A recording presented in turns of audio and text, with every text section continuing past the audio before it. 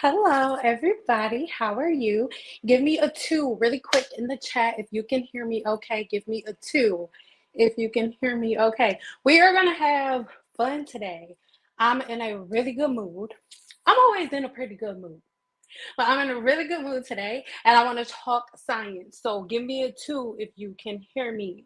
I want to make sure you can hear me. I don't want to just be talking for no reason. Good, good.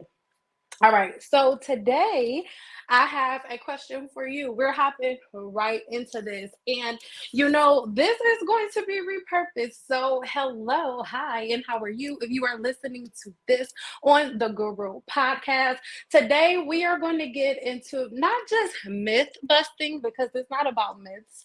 We're past that. At this point, we're really at a place where we want to give answers. We know everything we should and shouldn't do. So, give me a five right now in the chat if you believe that oil locks in moisture. Let me know. Come on. It's not a trick question. We're going to get to the bottom of some things and I am going to prove some things to you. Okay, and I want you to remember that at this point, I am not trying to tell you what to do. I am not trying to get you to change any of your practices or any of the things that you believe or anything like that. But let me know, what do you think the property of or the purpose of using oil is? Let me know if you've heard or if you believe that oil locks in moisture or that oil retains moisture.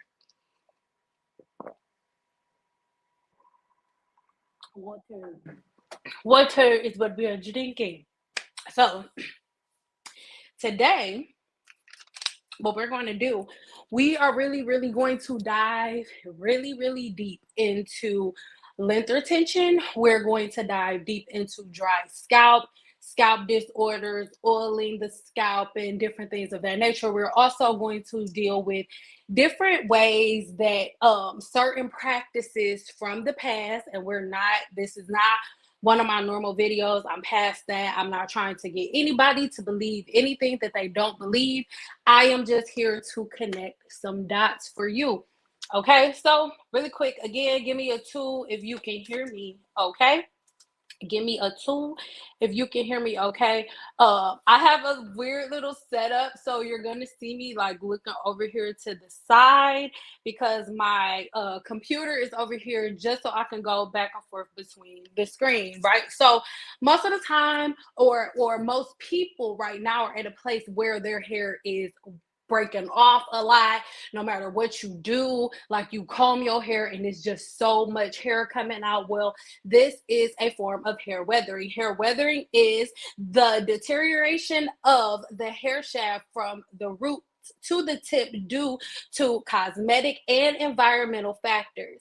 In the weathered hair, structural damage to the hair's fiber cause the cuticle to become raised and porous, exposing the cortex to further damage.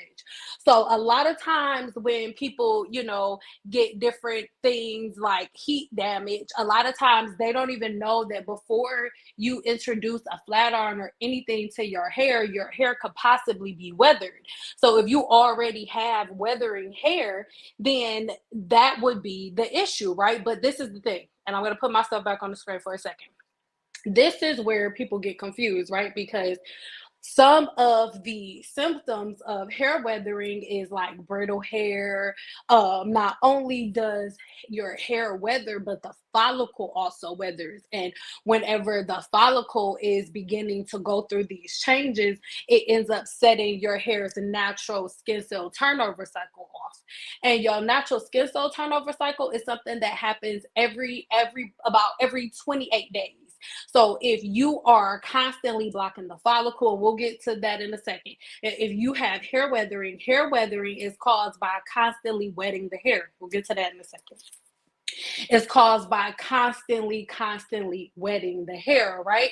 And most of the time we think that we have to wet the hair because we think that water itself is moisturizing the hair. The lock method taught people to use a liquid, oil, and a cream to lock in moisture, right? And we think that Oil is how you moisturize the hair.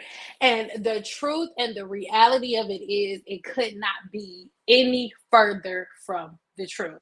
And I am going to prove it to you in 1 second. Again, I'm going to take myself off of the screen really, really quick.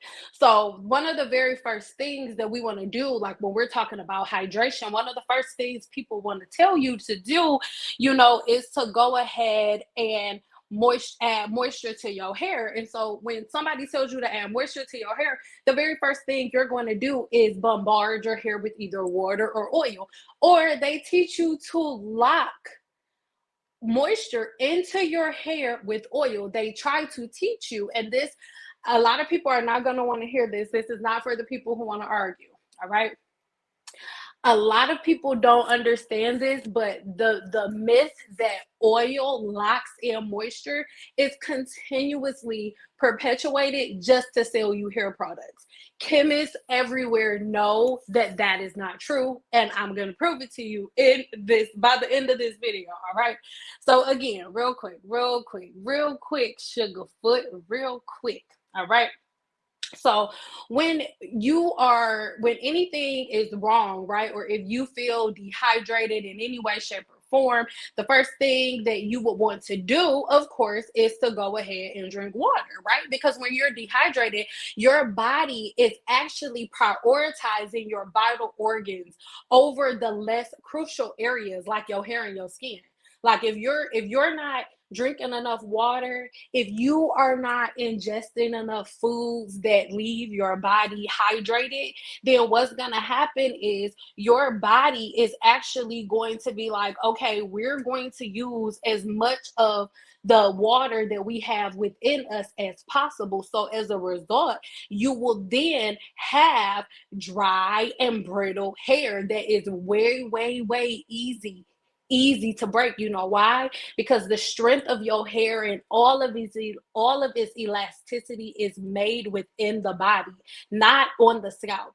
Once your hair is out of the scalp, that's pretty much it. It's all about maintenance, but it's all about that moisture balance that they're constantly trying to throw at y'all on social media. That moisture balance is internally, not outside with hair products. All right. The moisture balance that we're supposed to be talking about for hair happens within the body, not on the outside of the body, right? So, water is necessary for the functioning of your hair follicles within your scalp. So, when we're talking about putting water on the hair, it's putting water on the hair hurts your hair shaft. It actually hurts your hair shaft. What you're supposed to be doing is drinking an adequate amount of water so that your body can push the water to your organs for your organs to function properly. And your body will have enough water left over because you're ingesting enough to go to your hair, skin, and nails. Because us constantly putting water on our hair is making our hair weaker on the surface. So the articles that these people are reading and regurgitating online, this is information that they're getting twisted. The same way they get the Bible twisted, they're confused because they don't have the education to back it, right? Okay, so proper hydration can also regulate the natural oils that come out of the scalp. A lot of times, if you're not producing enough sebum, baby, it's because you're not drinking enough water, not because you're not putting enough water on your hair. Okay, but Team Natural told you spray your hair with water. No, water, you drinking enough water within the body is essential for delivering nutrients and oxygen to the hair's follicle.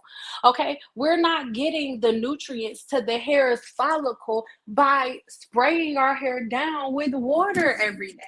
Like, that's just not how hair works, right? It's just not how hair works. All right. Let me know. Give me a 4 in the chat if you following me, if we okay, if I'm not losing you, if we doing good. All right, because I don't want you, I don't want you to feel like I'm talking at you, and B, I want you to be picking up what I'm trying to put down. You know what I'm saying? Like, I'm just saying. Okay, so it's important to know that, of course, I don't want you to think that as you watching this, it's like, okay, all I got to do is drink water and my hair is going to grow. No, all things are working together. Everything is all connected. Everything is connected. So with you drinking more water, right? And keep no Guru VIP, you guys are gonna get these notes. And you guys also check your emails. Y'all know what's been going on with that. We'll talk about that later. But I want you to know that as it pertains to, with the body, you just doing one thing like, okay, that's gonna fix everything. It doesn't work like that. Your body is literally a machine. Your body is a machine, and this machine needs to be maintenance. Every machine walking the face of this earth needs to have regular maintenance. So you need to have a maintenance routine that includes your diets, the things that you put into your body, your routine, how often you washing your hair, how you styling your hair, which we gonna get to in a second. But it's really, really important. Y'all have to understand. Listen, putting water on your hair is not the way that you hydrate your hair. And I'm going to tell you, it is a fact that layering oil on your hair does not moisturize it. Moisture does not come from oil. Moisture comes from water. And that water, the moisture that is coming from that water is ingested through the body. Let's get into it. We're going to keep going. We're going to keep going. We're going to keep going. Let's talk about real quick what water actually does to the outside of the body. Number one, not the outside of the body, the hair shaft, I'm sorry. So water weakens the hair structure.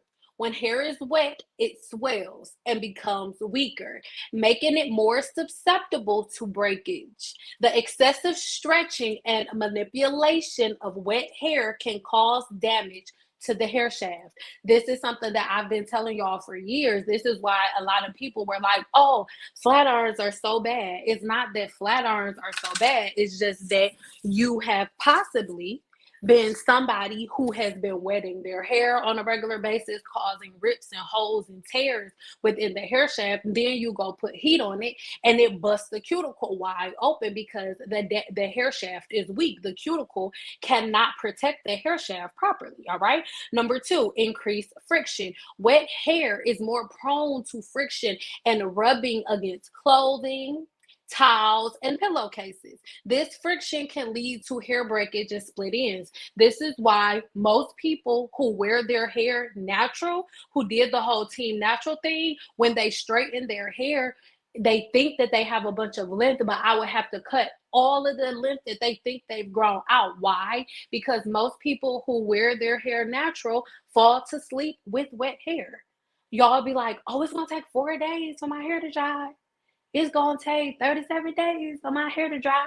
Well, that whole time, your hair shaft is weaker and more prone to breakage. Number three, moisture related issues. Prolonged moisture exposure, listen, can create favorable environments for the growth of bacteria, fungi on the scalp, potentially leading to scalp illnesses like dandruff or scalp infections. Have you noticed that across social media, almost every single person who cries Team Natural or talks about Team Natural, one thing that everybody shares is dry scalp or dandruff? And yeah, you natural and you got all of these tactics, but you're packing your scalp full of oils because your scalp, you have dandruff. Because, and you believe that that's just dry scalp. The product lines then tell you another lie to get you even more money by telling you, like, oh, you a black woman. You a black woman, and black women's hair doesn't have moisture. You black. You need these. You need these products because without it, your hair doesn't have moisture because you're black. And God gave every other human on the planet a sebaceous gland except for black women. So you're gonna need a little extra, right? So that is what we believe, and for that reason, most people are just stuck in this everlasting cycle, right? Moisture. Lastly, is going to be the styling challenges. Wet hair is generally more challenging to style. Using styling tools like brushes and heat styling devices on wet hair can cause additional damage due to increased. Listen, before we even get into this, a lot of people gonna have something to say about this because I know I know. Y'all love the reverse straightener. I know you do, right? But there's a reason why there's only a certain type of hairstylist that's using that instead of a blow dryer. Because at the end of the day, without real manual control, long term using a product that gives you no real control will end up causing damage. Long term damage to the hair shaft, things that cannot be corrected. And that's why, again, a lot of people who would wear their hair natural and things of that nature, they would experience mass amounts of breakage. Oh, my light go out. Hold on, y'all. They would experience like a whole lot of breakage simply because there just was not enough, enough routine, enough pattern. The scalp and the follicle, this is irritating me. The scalp and the follicle did not have routines and didn't have patterns. You just wet your hair and then keep it moving. What you say? Being a straight natural is the best decision I ever made because of all of this. Thank you for speaking the truth and backing it up with science.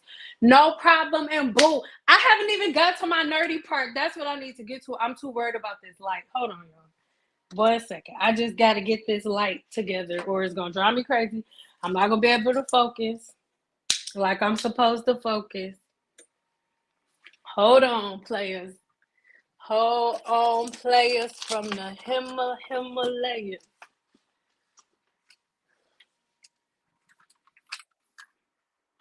Here it is. I'm like, where the freak is my thing?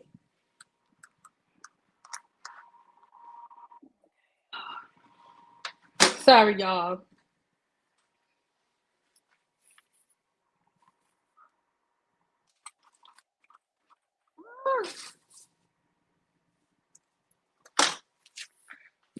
Okay.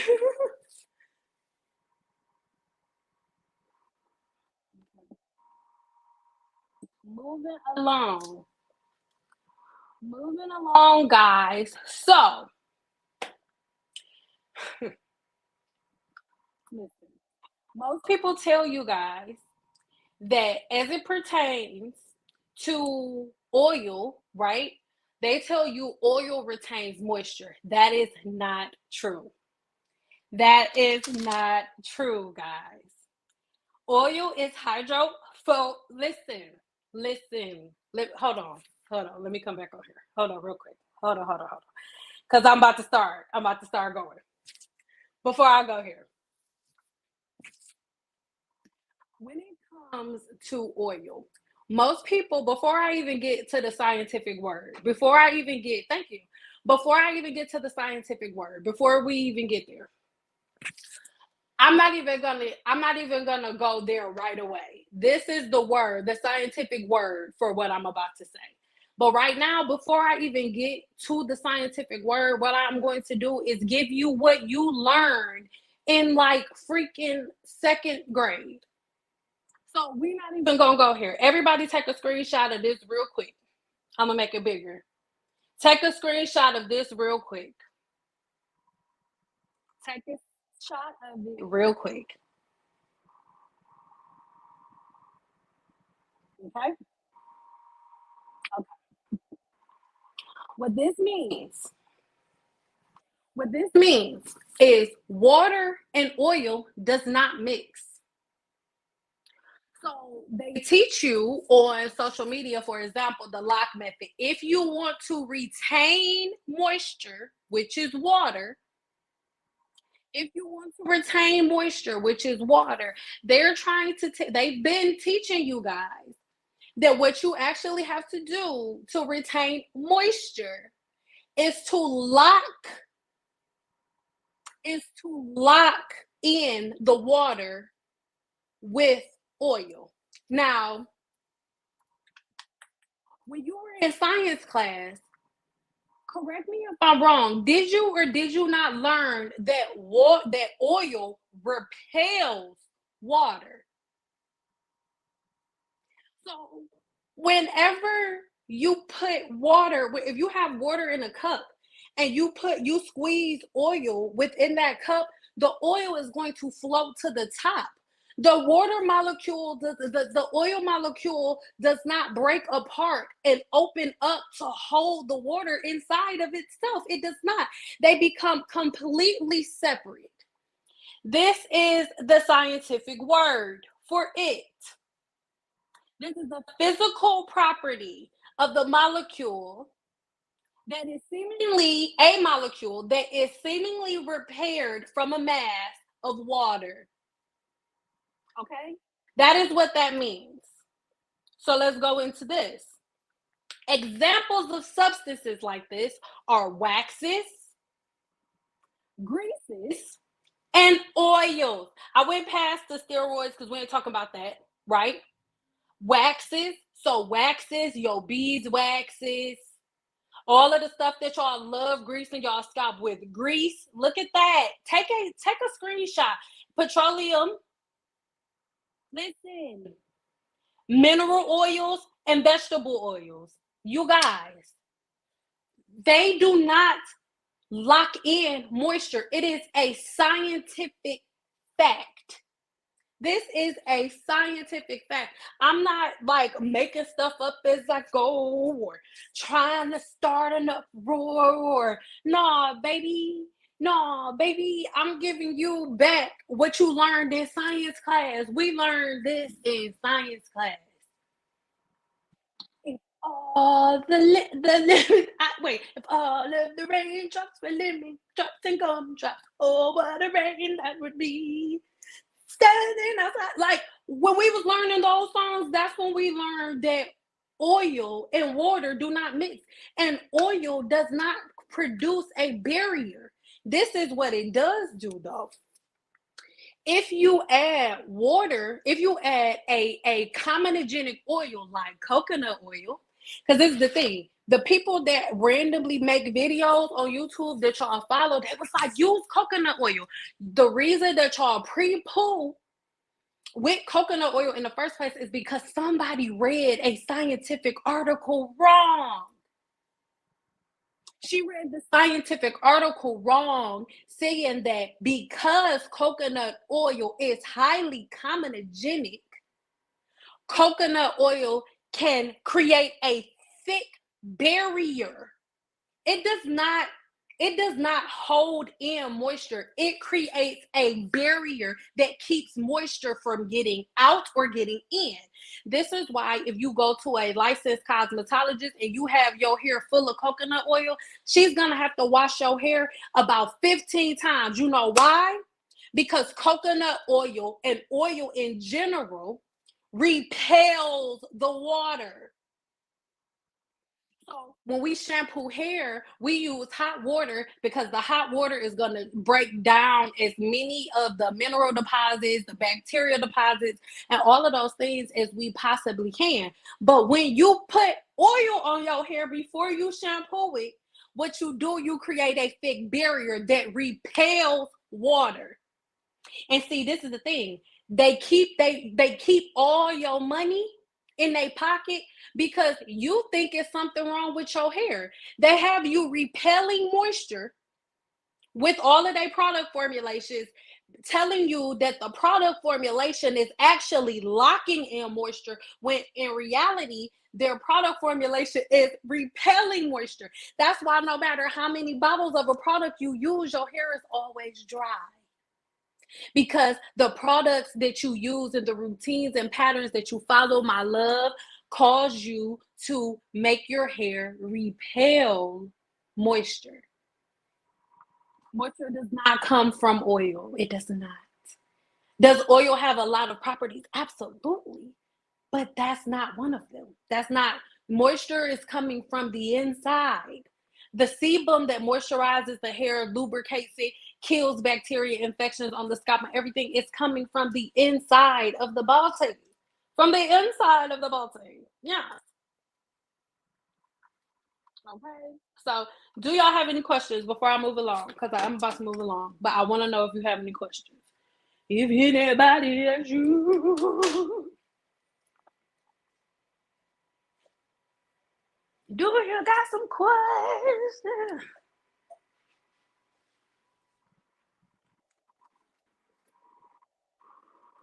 Just get chapstick, y'all.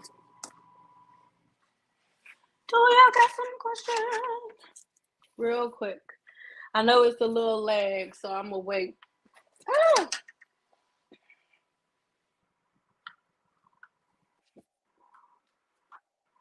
As y'all know, my hair is super oily, so it is wash day like a minute.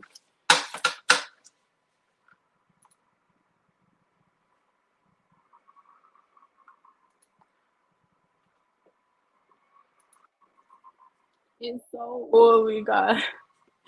It's so oily. Hold on, sorry, y'all. I'm trying to get to y'all questions. We still got some stuff to get through. Never like using oil, but fell in love with cooking. Cover your hair with grease. Listen.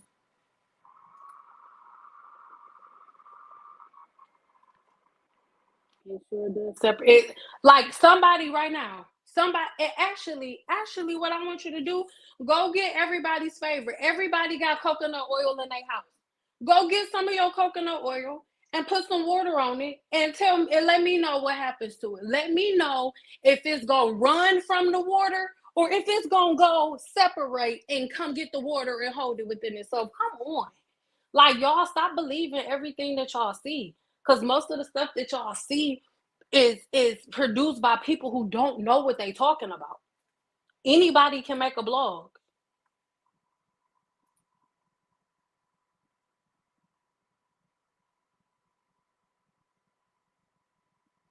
My hair is hard to, if your hair is hard to moisturize, your follicles are blocked.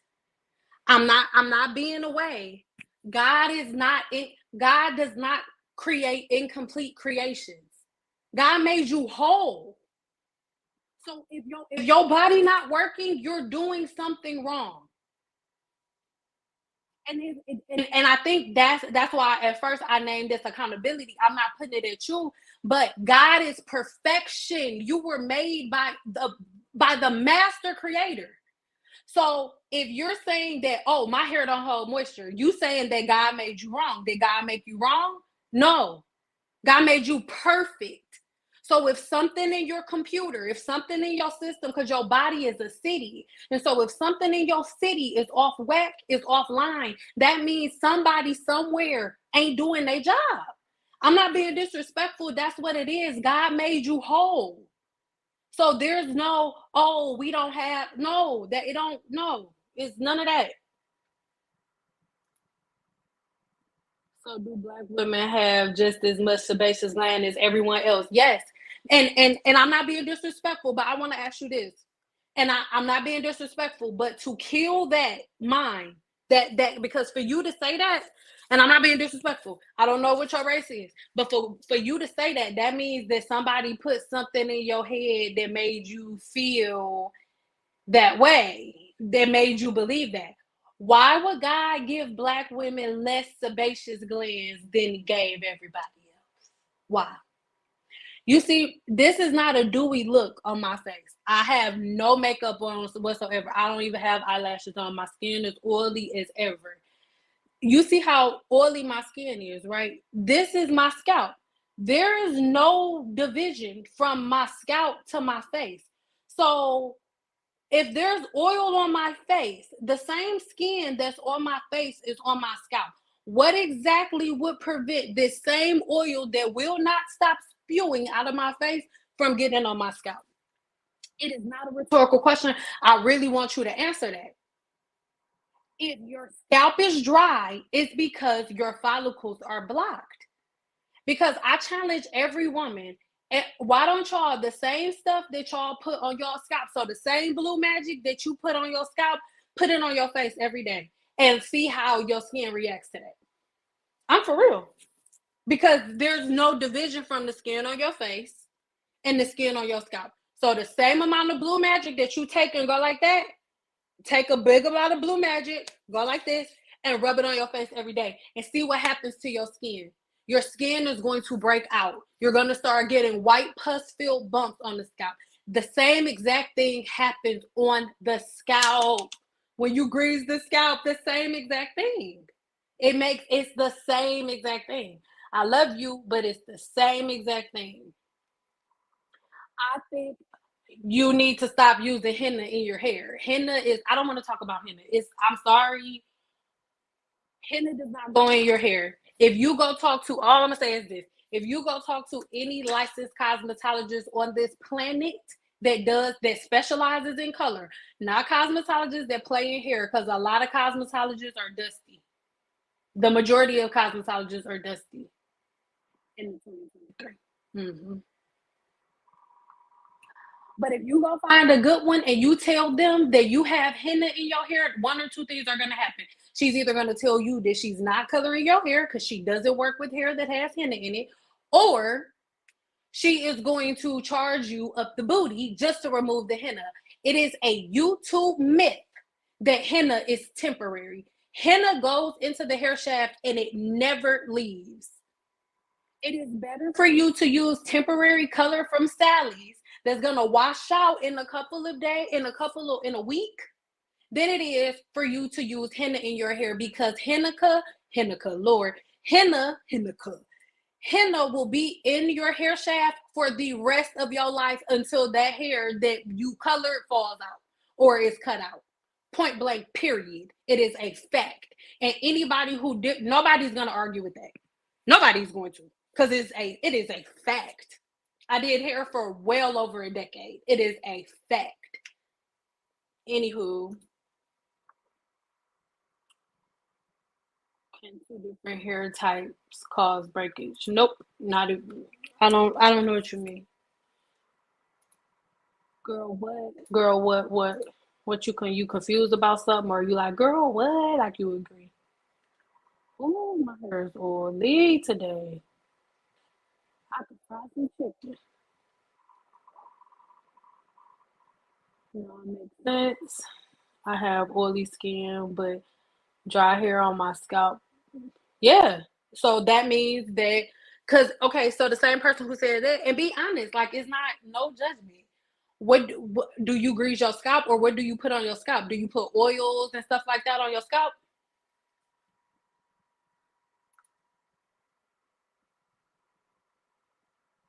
I'm hearing skincare equals hair care. Absolutely. You hear right, baby. I'm a smoker. Does it cause excessive shedding or low sebum production? I mean, what kind of smoker? A cigarette smoker, yeah, it's gonna slow it down with tobacco. But weed, no, because I got, girl. I'm gonna be doing that when I get there. To be honest, all jokes aside, it really depends on your diet, right? So if you do smoke, but then and your diet is trash, absolutely it's gonna hurt. But if you do smoke and you feel like you can't stop, it's more realistic for you to just go ahead and try to, like, really, really, really find, like, a way to really, really make your diet as green as possible if you can't stop smoking. Don't mother. Thank you. My Haitians aunt swear by henna, but I see they lost their. Listen, and this is the thing. I'm not being disrespectful. I have aunties and grandmas and stuff too. It's a lot of stuff that they did in the past that they shouldn't have done. Like, just because your grandma and your aunties and them did it doesn't mean you should keep doing it. And I'm not being disrespectful, but as a consultant, as a coach, the majority of my clients are in their late 50s, early 60s. So when y'all constantly on my page, like, my auntie's been doing it for, your aunties are booking one-on-one consultations with me because they're balding. I'm not being disrespectful, but we can't keep using the fact that people in the past used to do it when the majority of the people who I service are in their late 50s. So the women that y'all, my aunties, your aunties are in their late 50s, early 60s, early 70s. And they're all booking one-on-one consultations with me. So it's dumb. I'm sorry, like, if it offends anybody, but it is, like, not you, not you, woman. Justin, I'm just saying. Can you tell me what I can use to help my follicle grow? You will have to book a one-on-one consultation because I don't I don't know what's making it not grow. So everybody's hair grows, right? Everybody's hair grows. So if your hair isn't growing, there's something that you've done to stop or slow down your hair growth cycle. So I can't just be like, oh, do this, because I need to know what you've done up until this point in your life to cause your hair growth cycle to slow down. And I can't answer that right here. You can book a one-on-one, but I can't answer that right here. I'm drinking my aloe vera juice right now. Yes, and drink it up. Girl, drink it up. It may make you have to boo-boo a little bit. You may have to boo-boo a little bit, but please drink the aloe vera juice and don't put it in your hair. Because remember, your hair only absorbs 34 to 36% of whatever you put in your hair. But when you drink something, baby, your hair follicle is going to absorb at least 98% of whatever you drink. But your hair shaft is only going to absorb 36 to 38%. And then your scalp, your follicle on the outside can only absorb about 60, 62 to 66%. Facts. Oh, 66 people in the chat when I said that. Facts. Google it. Google it, baby. Hey, Sin. Hey, baby. Hi, Bill. I've been using the lock method, water, moisture, and hair grease, and you should stop. How old are you? You should stop. Your cuticle doesn't want to be locked. What would happen to your skin? Okay, so if you want to keep doing lock method, do that to your skin.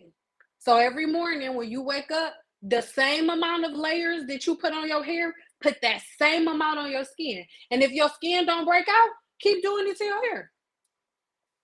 Maybe you a superhero. This may sound silly, but does hair color determine dryness? Nope. I've always thought brown hair always appears drier. Nope, absolutely not. Black absorbs all light. Anything black, and I ain't just saying it because I'm a black woman, but it's about to sound like I'm in. But everything black looks better. Ooh, hold on. That sounded really racist. I don't mean it like that. Like if you going somewhere, this regardless of your race, boo. Like you a little thick on you got a little thick, little something every race. If you a little thick on and you want to slim stuff out and camouflage stuff, what color you gonna wear? Black. Black is the accumulation of every color. So anything is going to look healthier, darker. The darker your hair is, the fuller it gets. The lighter your hair is, the more you can see. That's why with hairstylists, when we're about to trim your hair, we switch you to go from a black shirt to a white shirt because black camouflages, it hides. White is the absence of all color. White is the absence of color, so you can see everything that you put on top of it. Whereas black is every color within itself. If you want to make black take every color of the rainbow, layered on top of each other, there is black. That's how it works. I'm telling you, all things are connected. I think one of your videos recommended your body 50/50 shampoo conditioner, and I love it. So thank you. Yes, I love that one. I love that shampoo. Okay. Wow, wow, wow is right, boo. All right, so let's keep going. Sorry, I'm making a ghetto mouse to myself. Okay. Do we have any more questions before I keep it moving? All right. So next up, right? What I want to talk about, and this is not a rhetorical question. I want everybody to answer this question, all right? Why is curly hair so weak? This is a question that most people have, and it's something that I remember something that I remember watching, right? And don't get me wrong, I love her. She's a chemist, right? She's a chemist. She's a chemist. Okay. So, and when I say she's a chemist, I mean that a chemist understands uh, the chemical structure of different compounds, different herbs, extremely intelligent. But as it pertains to application, long term application, as it pertains to like the structures of the scalp and actual application, or what I mean by application is this: a chemist is going to make a product, but a chemist isn't trained. A chemist can't make a product and then go open up a hair salon and legally stand behind a chair and do hair and test out her products on hairstylists. No, she can't do that. She has to give her product to somebody with a license who has an education and is licensed and understands the structure of the human body to use the product that she created. That's how it works, right? So in saying that, we were that she was having the conversation, right, talking about like curly hair and how hair in general should not be manipulated wet and all of the stuff that I always say, and was agreeing with me wholeheartedly. But then she got to curly hair and she agreed with me everything I said, and not me specifically, I'm just meaning this what I present. And then she said, but because curly hair is so curly, even though oil is supposed to travel like this, even though this is the science, because hair is curly and it takes oil so long to get down a coil, you have to do it in an unhealthy manner. No, that's not how it works. So much is given, much is required. It doesn't mean just because our hair looks different, that we can't get the same results that other people get. No, it means that our method of manipulation has to be different, right? I hope nobody takes offense to this, but not all white women have straight hair. The majority of white women have like wavy hair. And there are a lot of there are a lot of women, a lot of Caucasian women, a lot of white women who have curly hair. Like curly hair is not just a black thing, right? And a lot of y'all are probably not gonna like what I have to say. Trigger warning. But as it pertains to one thing that annoys me about hair across social media in general is when people say black hair products. Oh, black hair products, black hair products, black hair. They don't make products for black hair. They don't. It is so irritating. When you go in Cosmoprof, it's not like Asian hair products, Samoan products, like Middle Eastern products, Caucasian products, Russian products. Like, it's what? No, they're hair products. There's no, oh, black, like, what are y'all talking about? Hair is hair. And it's like, even though when you go in Cosmopolitan, there's no Middle Eastern section, no, like, there's none of that.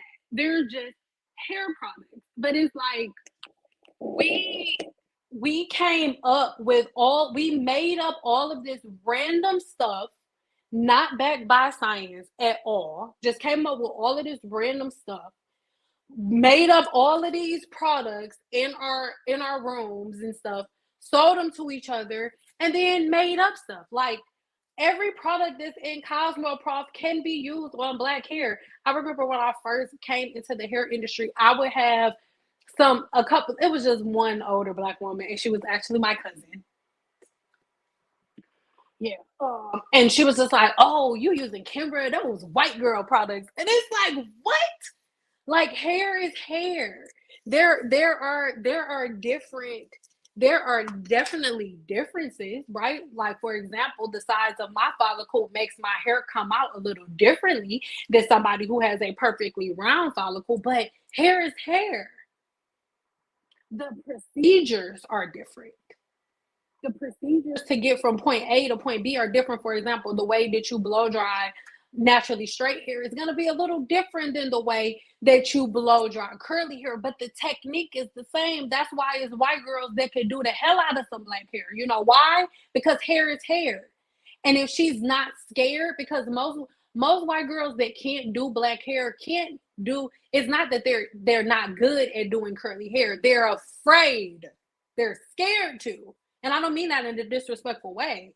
But or women, and not just white girls, women of other races that are not black, who are not scared of doing curly hair, can do the hell out of curly hair because hair is hair. And if they understand the properties, then we good. Yes, thank you. I love a ginger with a head full of curls. That's what I mean. Pepper Ann had. She was like one of my favorite like characters. Pepper Ann is a white lady with little girl with big curly hair. Like white girls have curly hair too. Black girls are not the only ones with curly hair. We're not. We're not. And guess what? The girls, other women with curly hair, most of y'all don't know that their hair is curly because they straighten it all the time. And every time they wet their hair, their curls come right back. Black women are not the only women with curly hair. We're not. I'm sorry. I know it makes us feel special. I know it makes you feel special, but stop feeling special because we're not the only ones. Okay, it's not just us. I'm just saying. All right, so mechanical damage. What is mechanical damage? Mechanical damage is wear and tear from excessive friction on the hair. And most commonly, this comes from the use of over manipulation with brushes, right? Roughly when the hair is at its weakest point, rubbing on pillowcases and stuff like that. And all of this is when the hair is at its weakest state. If you really, really think about it, most people that was on the team natural kick, you wet your hair, put a whole bunch of product in it, do the lock method, then you put it in a big top knot bun and you keep going because it's cute. But that's the fastest way to get mechanical damage. And that's why in most of my videos, I had to cut so much hair all the time. So let's get back into oils. Give me a five really quick. Judgment free zone. And you got to be honest, be real. You grown. We all grown. So be honest. Are you a scalp greaser? Are you a cola washer? Are you a lock methoder? Tell the truth. Tell the truth. Tell the truth. In 2023, we gotta end this because if y'all don't stop with the bullshit now, our daughter is gonna be putting rice nipple juice in their hair. They're gonna be walking around smelling like pickle juice. My daughter not walking around smelling like pickle juice. We gonna get this together now. Today. Today. Okay. All right. So, number one, heavy oils or just oils in general on the scalp are what leads to all of these follicle disorders, dandruff, seborrheic dermatitis, scalp psoriasis, all of these different forms of alopecia. Do y'all understand that by blocking the oxygen flow, you can cause a form of androgenetic alopecia just by blocking the oxygen flow? And you naturally block the oxygen flow when you do that. All right. So, number one, scalp buildup. Scalp buildup. When oils, along with the hair care products and sebum, accumulate on the scalp, they can form a buildup that may clog the hair follicles. This can potentially lead to scalp inflammation. Listen, follicle miniaturization and hair thinning. Do y'all understand? And this is why I'm so like, don't grease the scalp, don't grease the scalp. You don't need to grease the scalp. I know that it helps now, but long term, it leads to the death of the follicle. You guys, As a person with hidradenitis suppurativa, before I learned what I now know, when I used to have outbreaks in my scalp, I would go and grease my scalp. I don't, what else do you do? Naturally, if something burns, you go put some alcohol on it. Get the rubbing alcohol, you know? So I went ahead and did that too, but then I had to start doing the scientific method on myself, doing the process of elimination. I'm like, okay, when I do this, it calms it for a minute, right? I don't feel anything, but then my hair comes out in that spot. So then I had to do my research. Just because the feeling goes away does not mean that it helps. A lot of times, if it's burning and itching and then you put some oil on it and then it went away, what was really happening is the follicle died. That burning that you felt was the follicle fighting to stay alive as the acid was attacking the follicle. So when you grease the scalp, you jump your hair's follicle. So whatever was killing your hair's follicle, when you put the oil on it, you be like, oh crap. Now they jumping me, Craig. Like that's what's happening in your head when you put oil on it. It does way, way, way more harm than good. And yes, I just called your hair Craig. Okay. Now, when we are talking about scalp disorders, seborrheic dermatitis is one of the main scalp disorders that my clients have. It is one of the main scalp disorders that I am treating on a regular basis. Seborrheic dermatitis is the excessive oiliness on the scalp. This can contribute to seborrheic dermatitis. By you constantly oiling the scalp, you block the natural sebum from coming out. You block the natural acid that's supposed to be killing the bacteria on your scalp from coming out. All right. So this creates seborrheic dermatitis, and this is a common scalp condition characterized by redness, itchiness, and flaking of the scalp. Seborrheic dermatitis can cause hair thinning and temporary shedding or permanent shedding if left untreated long enough, because the follicle will sometimes die completely. It is very possible. All right. Or folliculitis. Let me know if you've heard of folliculitis. If the scalp is not properly cleansed, oils can provide a breeding ground for bacteria, leading to folliculitis, an infection of the hair follicle. Severe folliculitis can lead to balding and so many other things. So like people love to argue about greasing the scalp. Greasing the scalp is the fastest way to get folliculitis. And a lot of people, y'all don't even realize that y'all have folliculitis, but you do.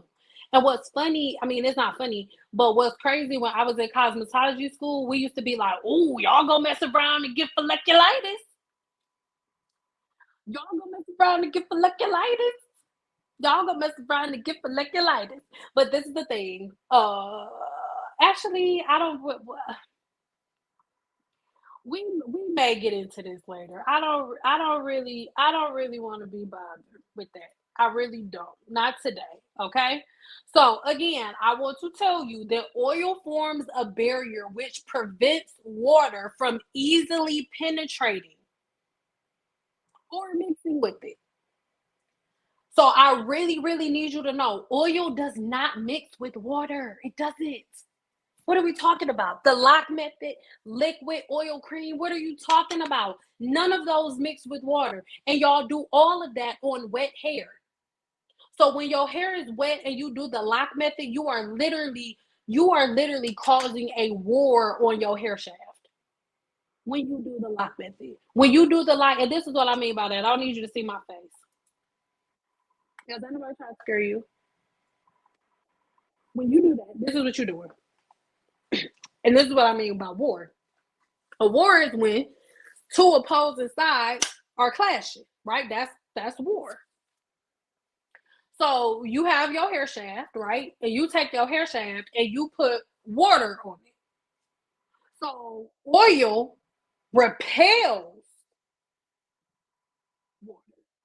Oil does not hold in water. Oil repels water.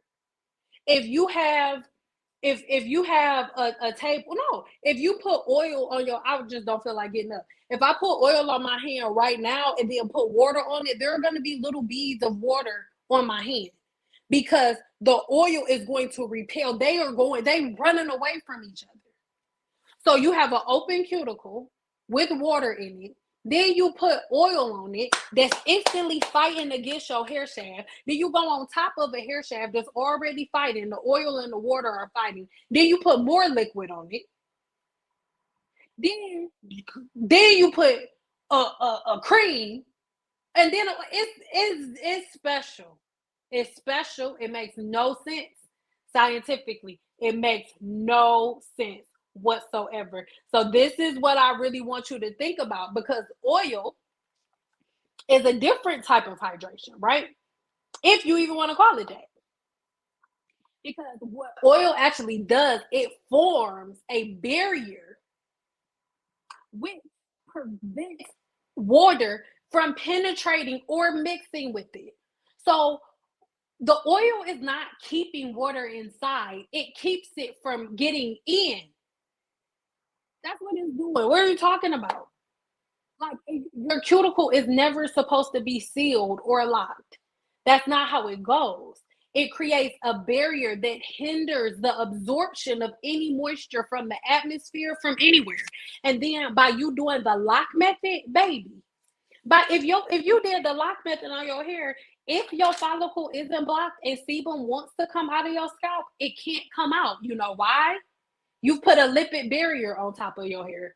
Your hair cannot absorb the sebum in any way, shape, or form. And God made your body to operate with sebum. Your hair cannot operate properly if sebum is not present. Why do you think women of other races hair grows a lot longer than Black women's do? Why? Look at the practices. Let's stop. We're not about to talk about, like, oh, how God made us differently, because it doesn't have anything to do with that. It doesn't have anything to do with that. It has everything to do with the pattern. And that's why at first I wanted to name this live accountability, because we have to be more accountable. What are your practices? It doesn't have anything to do with the way that your hair shaft was made, the way that God made the Black woman's hair. No. What are your patterns? What are your practices? What are your routines? Those are the things that we need to be thinking about. I'm gonna get to some of your questions.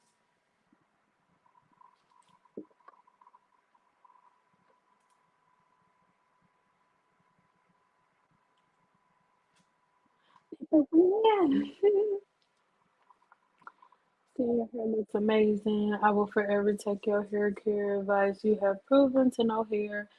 The way you recovered your hair is amazing. I could listen to you talk about hair all day. Oh, I love you. And this is the thing.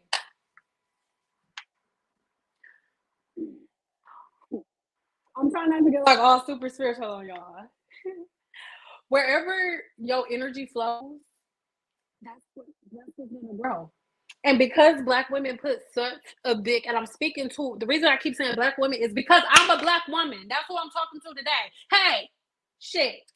Now, the reason that it's such a big thing is because for whatever reason we really have this thing thinking that it's something that like separates you. Do you understand? Your hair is not like your ovaries. The amount of ovaries you got, goddamn it, them the ovaries you got, that's it. That's all alcohol. That's it. Your hair follicle is not like that. You can shave your head tomorrow, your hair will be right back. And any woman who's ever wore her hair in a short pixie cut, guarantees she don't care nothing about cutting her hair. You know why? When you wear your hair in a short pixie cut, you understand that you literally will need to cut your hair. You're gonna need to cut at least 2 inches a week.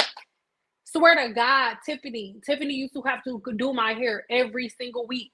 And every week it would be globs of hair on the floor. Hair grows. And guess what? You want to know why women with relaxers have hair growing like crazy? Because women with relaxers ain't greasing their scalp all day. One's straight naturals, like straight naturals, or women who are relaxed and wear their hair in a flat iron all the time, they hair growing just as fast as other women from other races. Why? Because their scalp is clean, they combing their hair and washing their hair on a regular basis, and their hair is able to grow like everybody else's. Your dog grows hair. Like, why do black women we put ourselves below dogs? Your dog grow hair. I got dog hair and I gotta vacuum up today. Stay flashing hair around. Like, come on.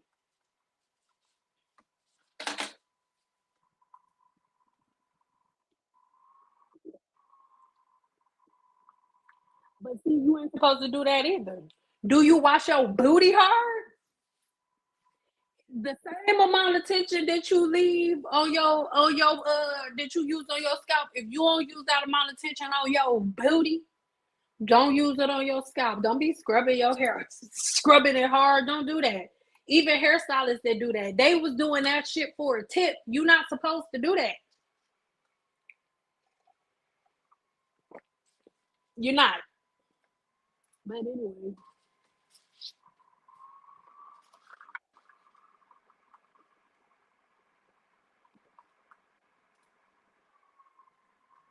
scalp grease, I find that it makes my hair itchy and smelly. It do. Cause did y'all know? Did you know Did you know that the same type of stuff that's in your pee pee? Did you know it come through your follicle too? That's why your hair stink. That's why your hair be stinking when you ain't washing it on time. Cause it's the same stuff that's in your pee pee. The same stuff that's in your pee pee be coming out of your hair, out of your scalp. It's a fact. The same stuff that come out your pee pee. You be having pee pee on your hair. That's why it don't smell good when you don't wash it. I'm gonna co-wash it. You know, I don't co-wash nothing. If you don't co-wash your ass, don't co-wash your hair. I use too much grease. And that's what I learned today. You don't need to use grease, period. God made you whole. You have a sebaceous gland. Look at my face.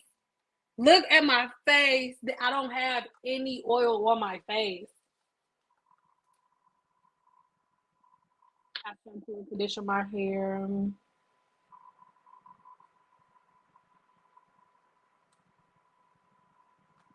Yeah, sound good to me.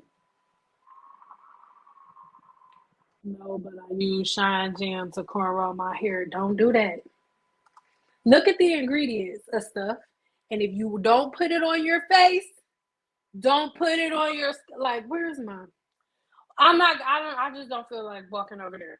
If y'all go on my website and you look at the ingredients of the detangling oil, every ingredient that is in that detangling oil, you can put on your face. I'm not saying to put it on your face. That's not what I'm telling you to do, but you can. If you don't put it on your face, don't put it on your scalp. Like if you ain't gonna lather your face with it, don't put it on your scalp. Your face right here. This is your face. Your face right here. This your scalp.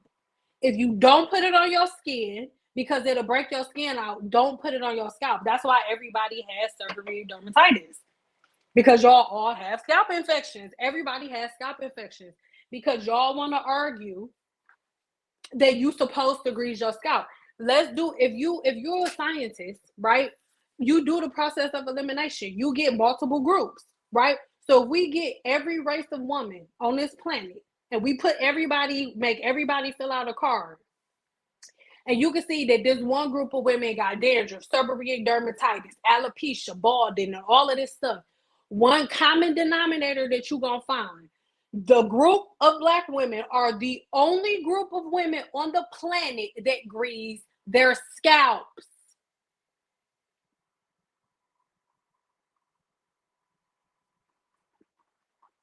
The only group of women on the planet that go months without washing their hair. I'm not being disrespectful. I'm stating a fact. If a Caucasian woman or Asian woman go months without washing their hair, bugs are going to grow. They're going to get lice. It is a fact.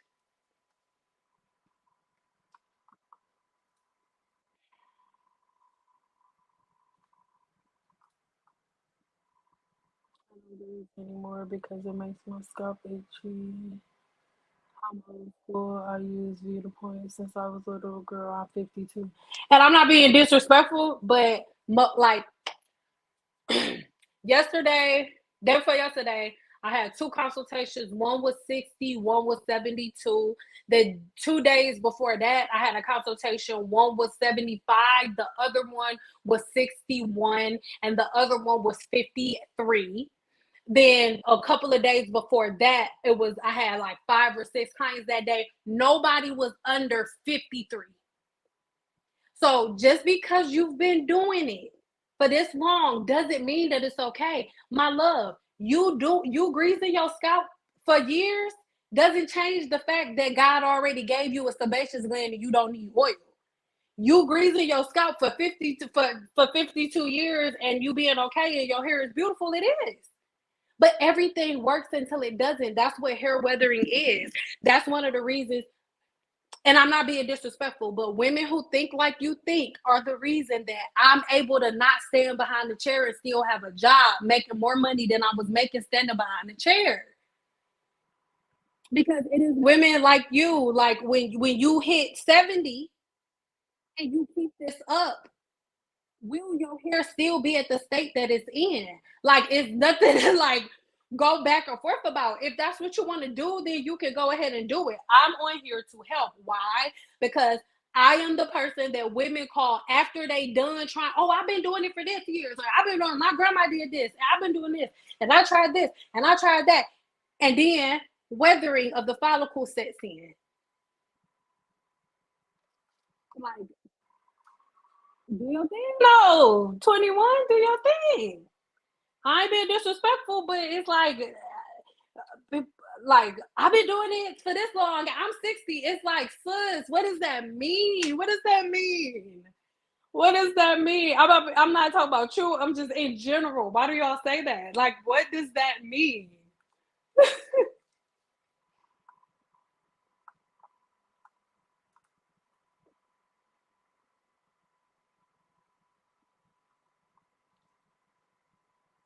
Listen, you don't need to remain neutral. And I'm not being disrespectful, but your comment is the problem. You don't need to remain neutral. What you need to do is go research for yourself. You have your own mind. The same level of genius that lives in her, that lives in me, lives in you. And guess what? I don't give a crap what she talking about. Because when you go do the research for yourself, I don't need you to listen to me. I don't need you to listen to me. I need you to go do the research for yourself. Because for you to say that, right? You're saying that God made you incomplete. And so you're just going to remain neutral. Some people think God made me incomplete, some don't. No. And I'm a herbalist. All herbs, all oils are pressed from herbs. All oils are pressed from herbs. I'm a herbalist. I love oils. What do you mean? I love them. I love them. But they have properties that should be respected.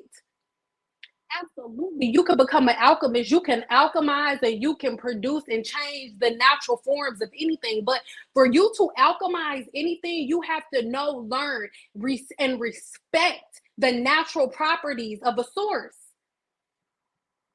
And you being like, oh, some oils do moisturize. Oh, moisture comes from water.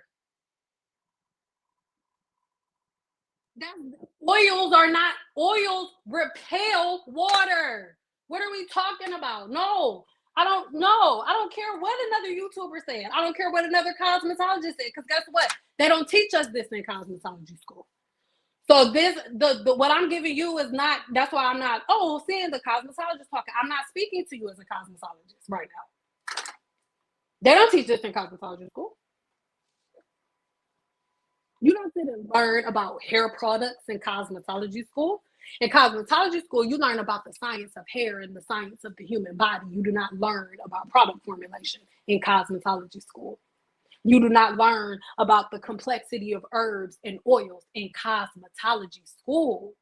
So there's a chance that the cosmetologist that you're talking to could have, or talking about, could have got her knowledge off of a blog, just like you or anybody else can. Just being real. I'm not, and the reason I'm saying, oh, I don't care what she said is because I'm not, nothing that is coming out of my mouth is coming from, oh, this is what I think or how sin feels. Facts. You can Google and verify everything that I'm saying. And don't use regular Google. I have a video where I'll taught y'all how to actually Google scientific information, where you can Google scientific studies and create your own data. I am not making this video so, ooh, follow me. I do not need followers. I got my uterus cut open twice. I got 2 kids. Yes, but when you eat it, pumpkin seeds, not pumpkin seed oil, pumpkin seeds. I don't listen. I don't care what are we, pumpkin seeds, watermelon seeds, rice nipple juice. I don't care what it is. Your body, your hair shaft is only going to absorb 34 to 36% of whatever you put on. I don't care what it is. It's only going to absorb 36, 34 to 36%. Your scalp, I don't care how deep the oil is. I don't care how dope the oil is. I don't care how nutritious it is. Your scalp is only going to absorb 62 to 66% of whatever you put on the scalp. When you eat food, so when you eat pumpkin seeds, it's going to absorb 98% of whatever you eat. So no matter what herb you bring up, no matter what oil you bring up, it is better for you to ingest it into the body than it is for you to put it on your hair. Point blank, period. Now, if you using an oil, it needs to either be to cure an infection and washed off that day, because a lot of people like to be like, oh, well, Indian women used to use it. Indian women used it for ceremonial properties, for one. And for two, they wash their hair on a daily basis. So we're not going to compare Indian women who walk around smelling like flowers, washing their hair on at least every other day with flowers, to women who want to use flowers to wash hair that hasn't been washed in 3 months. It's not the same thing. Apples and oranges. It's not the same thing. Is way different than apples and oranges. That wasn't even a good analogy.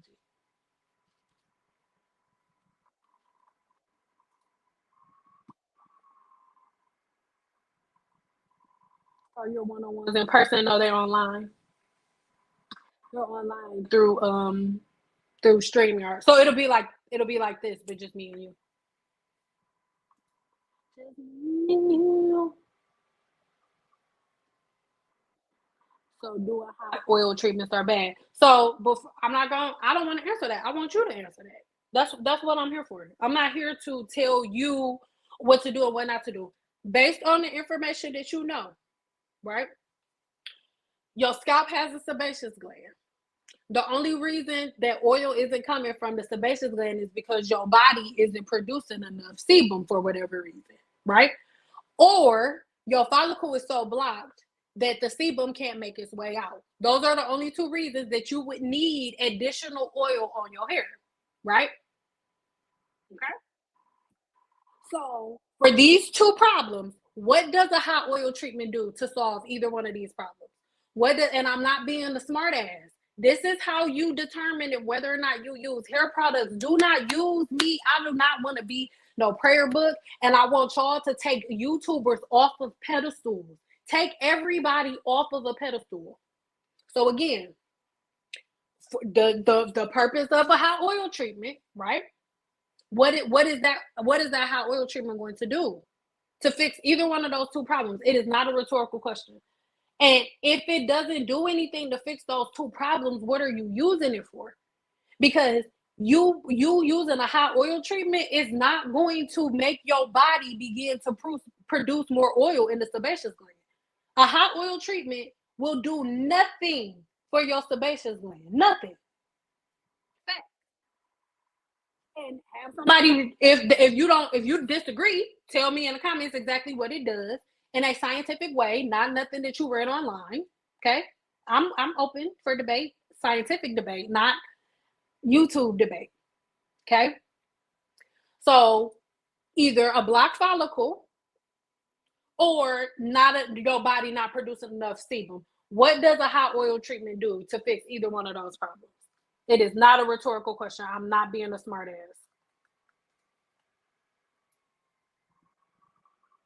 So, so the hot oil treatment will weigh the hair down and clog the follicle. Yes, my love.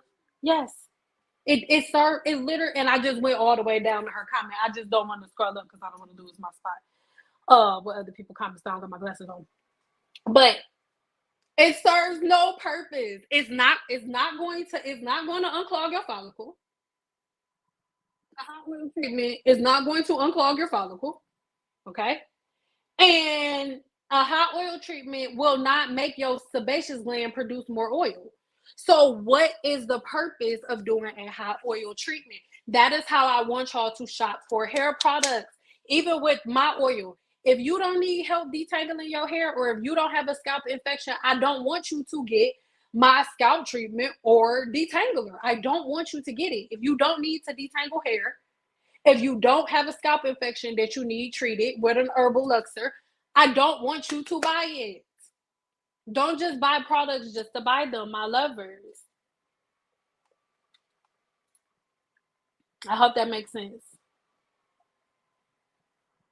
Do you scratch? Oh, I was about to say, what type of, why you asking me how I scratch my booty? But you was talking about it feels good. Laugh out loud. Don't judge me. I had seborrheic dermatitis. I don't do it no more. Okay, good. Give me a two if y'all can still hear me, because I think one of my headphones just died.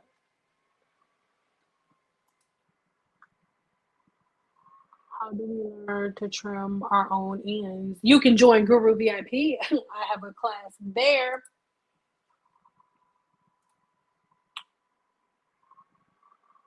And do split ends, break hair. Split ends are broken hair. What do you mean? Split ends are broken hair. Split ends, there is no hope for a split end. A split end cannot be revived. A split end is the equivalent to a split nail. So you know how if you crack a nail, like a real nail, if you crack a real nail, you can put some glue on it for a second, but it will never grow back together. Same exact thing. Your hair, your nails and your hair are made of the same exact protein. Same exact protein. They do not heal themselves like your skin does. I just had at least 4 inches cut off due to knottiness for ends. I wasn't washing as much. Check my head. I'm back to washing my hair more. Yes. So you just have to have accountability. And listen, that's the name of the game. Hair is not like your ovaries. Oh, there go my shadow. Hey, boo. Like you, hair is not like your ovaries. I don't know if you have ovaries because I see a guy and I don't know. Sorry. But I don't know. It's not like that. Like it's not like ovaries. Not your ovaries is not like ovaries. So you can shave your head bald and come right back. Like nothing ever happened. Because hair, it will renew itself. Like you'll be able to grow new hair. Can you heal hair that was there before? No. My hairstylist told me not to use oil because she has a hard time washing my hair. Yes, I don't have dandruff and my hair rarely itches. I literally oil by habit because I hate it's what I was taught. Can I listen to me? I Miss Floyd, you just supposed to be in a moderator, and I don't even know how often you've been here on my channel, because that's literally, listen, and that's why women are so against it, right? Because it's triggering for a lot of y'all, because it feels like a personal cultural attack when I say stop greasing the scalp because you've been doing it, your mama been doing it, your auntie. So it feels culturally, it feels the same way as me saying, girl, you better stop eating fried chicken. But it's something that needs to stop. It's something that we don't even need to do. You just do it because it's always been done. But can we please acknowledge the fact that our ancestors did not have the tools that they needed? And it wasn't their fault, but it's really ignorant of us to keep following the same patterns that they were forced to follow. They didn't want to use petroleum in their hair. They didn't have access to anything else. But they sacrificed so much so we would have access to other things, and we still gonna be using the same stuff. It's special. But thank you so much for your honesty, because the truth of the matter is, oh girl, yes. Because the truth of the matter is, the majority of people grease their scalp out of habit. You don't need to do it. There is no logical reason, no logical explanation for why you're greasing your scalp. Literally, no one can tell you why. At any time I sit down, that's why you've never seen no big YouTuber that say you should grease your scalp on my channel making comments like you wrong. And they never will, because it is factual. There is no reason whatsoever to grease your scalp. It doesn't help anything. It only hinders. It does not help. There is no logical explanation. And any woman who says that you must grease your scalp, you are then saying that God made the black woman incomplete, is what you're saying. Because no other woman has to grease their scalp. Every other woman on the face of this earth has a sebaceous gland. So by you saying that the black woman needs to grease their scalp, you're saying that God made the black woman incomplete. It is what it is. It is not you, boo. Doing my hair. Oh, what you doing to it, boo? My hair is so short. I had trouble doing a blow dry straightening, so I just leave it. Listen, no. And this is why. My hair is so short. I had trouble doing the blow dry and straighten, so I just leave it in. I just do the leave in and gel. But those single strand knots still happen. Listen, single strand knots are split ends. The reason that your hair is splitting is because you're styling it with alcohol. Gel is alcohol, baby. Even flaxseed gel has flaxseed in it. Like if you're buying it from the store, flaxseed gels have flaxseed in it, but it's still gel. And guess what? You should never use flaxseed gel in your hair. You shouldn't use flaxseed nothing in your hair. Listen, my first days as before I became a herbalist, I was like, "Ooh, this feels like regular gel too." And I used flax gel in my hair too before I learned. Did you know? You know how there are people who like live in their cars, or they'll live like off grid and stuff, and they build their own houses. You want to know how they finish their wood? With flaxseed oil. Flaxseed oil is so high on the comedogenic scale that you can use flaxseed oil to finish wood. Sure can. You can use flaxseed oil, and flaxseed gel to finish wood. So if you were doing the team natural thing, hold on, I gotta get my charger. If you were doing the team natural thing for a long period of time, then that most likely is something that could have happened. Hold on, I gotta get my charger, and I'm about to be ghetto and go down the stairs. So,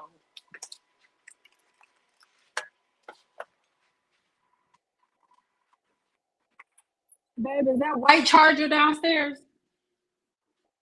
Cause my phone about to die. Can you tell the kids to come bring it to me? We probably gonna have to wrap up here in a minute because I think my phone about to die. Even though we can do it on my computer, but then that's gonna be ghetto. Hold on.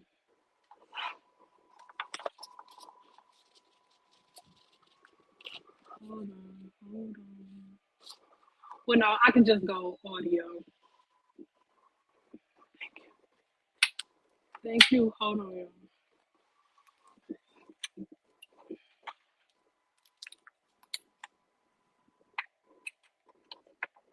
Oh, I don't think this is going to work for the people. For the people in the place. Hold on. Oh my goodness.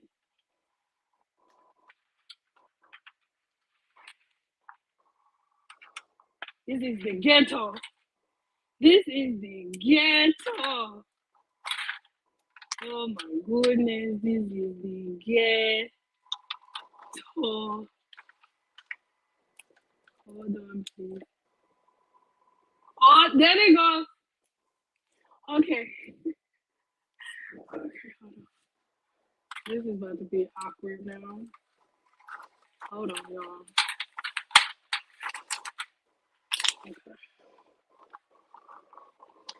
Okay, okay, okay.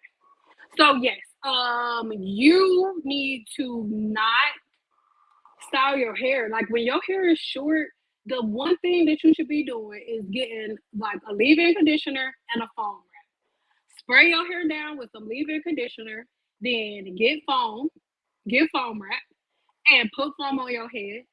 Get some of those neck strips, those white papers that you see people do. Get under the dryer and sit there, or just get some foam wrap and then sit under the dryer. Let your curls dry, and then once your hair gets, I always say like when I was sitting behind the chair and I was doing silk presses, people would feel away, but I wouldn't do a silk press on somebody until their hair was at least like 8 to 9 inches, which is about like right here. Before your hair right here, just leave it alone. Right? Just leave it alone. Let it do its thing, okay? And let your hair dry. Like you don't have to use a blow dryer, but you can use like a hoodie dryer. Does the side you sleep on have thinner or get less dense? It depends on how you sleep. I came in late and don't know if you touched on this and said down, but what is your take on doing hot oil treatments? Yeah, I did. You gotta rewind it, boo, and go back to hot oil treatments. Cause hot oil treatments irritate me a lot, and so I really don't want to go back there. My hairstylist used a bonder treatment on my hair. Is that nope? A protein treatment. Okay, bonds create protein. So a protein treatment and a bond treatment are two completely different things. That's what confuses a lot of different people. A lot of people, even Olaplex. Like one thing that really irritates me so much, and I was gonna talk about it today, but it's so irritating. I really don't want to talk about it. I'm not talking about it. K18. People are so irritating on social media. Like y'all compare, oh, K18 is better than Olaplex. Do y'all understand that Olaplex and K18 are owned by the same parent company? Do y'all understand that while y'all making videos on YouTube comparing Olaplex and K18 together, they on a yacht together making money? Do you understand that? It is so stupid. Even even K18 tells you that it's different than Olaplex. K18 and Olaplex are not in competition with each other. You know who in competition with each other? YouTubers who making videos about it. K18 and Olaplex are owned by the same parent company. Do your research. And even K18 even says that it's a different type of technology. People who use Olaplex and people who like K18 better than Olaplex are people who don't follow directions and use too much product. If you use too much product, if you are heavy handed using products, once 100% you're gonna like K18 better than you're gonna like Olaplex because Olaplex is a molecule that can work before, during, and after any chemical service, right? K18 cannot work during a chemical service. It only works after. Period. You can't mix K18 in your developer. You can't. You fix a problem after it already happens. But does K18 have the technology to prevent a problem before it starts? Absolutely not. And it doesn't claim to. You know why? Olaplex and K18 are owned by the same company. The only people who put them against each other are YouTubers and bloggers and the people online. That's why they just got Dylan Mulvaney to do a reel. I mean, to do to do an advertisement. Why? Because it's about bread. It's about money. They're not in competition with each other. But guess what? They gonna let y'all draw that narrative. Why? Because it makes them bread. So they gonna let you draw the narrative all day. But it's not real. K18 and Olaplex are not in competition with each other. They're not. K18 is not in competition with Olaplex. Olaplex is not in competition with K18.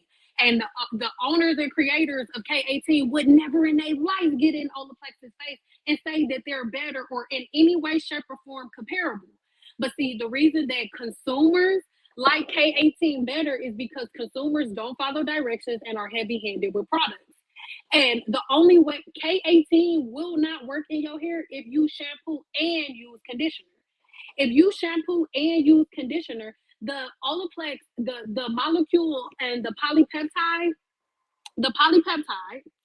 that K18 is, it's not even small enough to beat your conditioner. The molecule isn't small enough to get through your conditioner. That's why if you use K18 before you use, I mean, after you put conditioner in your hair, it's not going to work because the molecule isn't small enough to make it through conditioner. So you have to use it on hair that is freshly washed with no conditioner. Olaplex can definitely make it through your conditioner. You can't mix K18 with color. They're not comparable in any way, shape, or form. But because we don't take our time to do our own research and learn stuff for ourselves, we don't know. So hot oil treatment will weigh down the hair follicle. The thing that you need to be asking yourself is what a hot oil treatment will do for you. What will it do? What will it accomplish? Because you still haven't, I'm not being a smartass, but I asked you that question before. You still haven't been able to answer that question for me. What is the hot oil treatment going to accomplish for you? What is it going to accomplish? Forget what it can cause.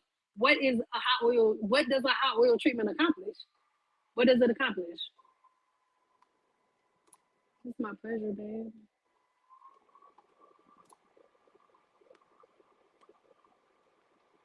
If you have low porosity hair, should you use leave-in? It doesn't matter. It doesn't matter. Hair doesn't have as many rules as y'all think that it does. It doesn't. It's just a basic science of hair, and that's it. Use whatever leave-in conditioner you want. Just use the leave-in conditioner. It doesn't matter. Can y'all still hear me? I just took both headphones out. Give me a two. If you can still hear me. Please, please, please. Give me a no. Yeah, give me another two. If you can still hear me, please.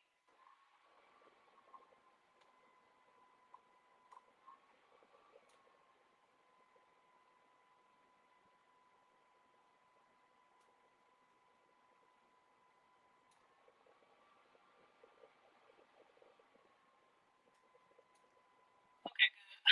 Because I didn't know if my head. Okay, is it okay to? What are you using almond powder in the hair for? That's what the question I'm using for everybody. Any question that you ask me, I'm going to ask you that question back. So be ready. What are you using almond powder for in your hair? What are you using it for? What is it going to accomplish? What are you curing by using it? Are oils and hair products diluted? Depending on what type of hair product, absolutely. Like for example, the amount of oil, peep game, the amount of oil that y'all put in y'all hair in the day that you like co-washing or pre-pooing, the amount of oil that y'all put in y'all hair is not even the amount of oil that really lives inside of a conditioner. A chemist knows how to emulsify and they know how to combine water and like one day I'm gonna make a video and I'm gonna show you all how it's made. Literally, you'll have with a batch big enough to feel with a batch big enough to feel about I'm gonna say about 50 bottles, 56-ounce bottles. You may have you may have about 4 cups of oil. About 4 cups of oil to fill 20 bottles. Maybe 4 cups. It don't take that much. It doesn't.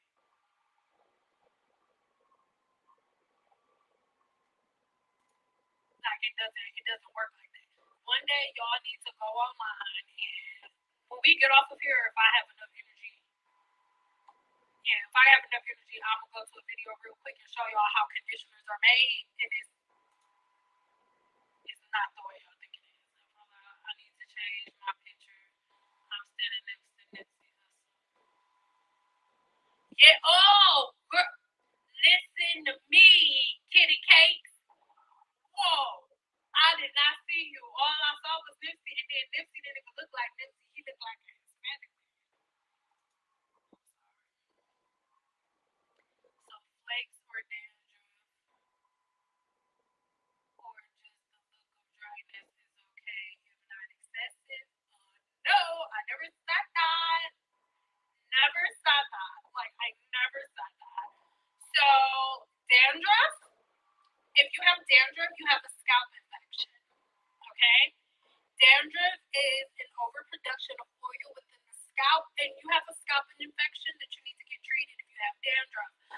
Like if you have dry flakes on the scalp excessively, it could just be that you're not washing your hair enough and it's your skin cell turnover cycle week.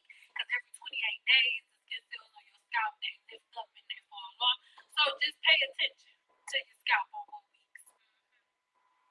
What step in our wash days should we derma roll to see hair growth? I can't answer that question for you because everybody's derma rolling journey is different depending on what's going on in the follicle, and everybody should derma roll. And before you know the answer to that question, you should stop derma rolling.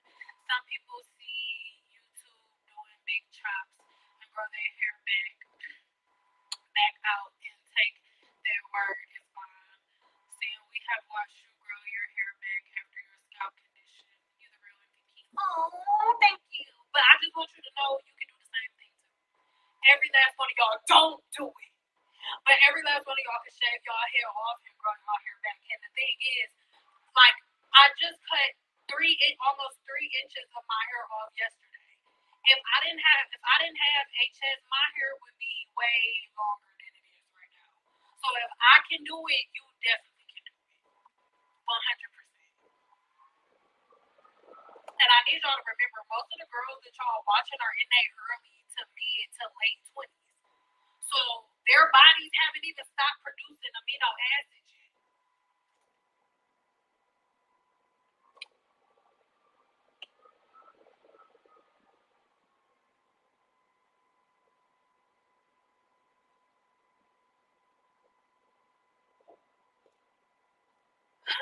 You at the mall, you need to find somewhere else. Oh, do they got Cinnabons? Can you get one for me so I can imagine that I'm eating a Cinnabon too with you? What's muffled? Am I still muffled? I'm sorry. Saying how often should you do a detox for Olaplex? I do. I do it. Oh, my skin cell turnover week. So I use Olaplex 4C. My skin cell turnover week is like it's gonna be this week. So normally it's around like the 25th, 26th, which is like right around now. This week's wash day. So I'll be using it today. So I don't use it every week. You should use any clarifier every week, not even Olaplex. Just know flaxseed oil is used to finish wood. I have been taught so many wrong things for caring for my hair, but you can't be you the people on YouTube are not freaking teachers. These are random girls who just randomly got a camera. Just like any one of y'all that's watching me right now can hear something that I'm saying and be like, "Ooh, I want to make a video about flaxseed oil," and you can get online and just regurgitate everything that I say in your own words. That's all they've been doing, and then y'all been taking the stuff that they saying as prayer. Like, do your own research. Even what's coming out of my mouth, do your own research. Like, stop taking other people's word for it.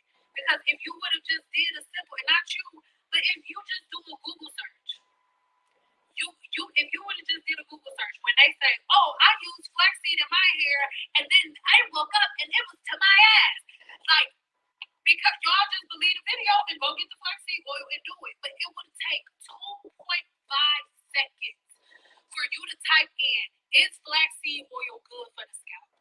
And it would have said no immediately, but nobody did that. Somebody say, "Let's jump off the bridge together," and everybody jumps. Hi, baby, you can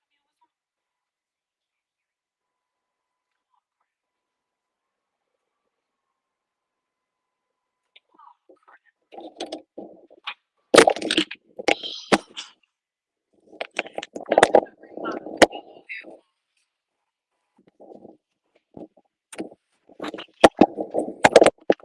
What's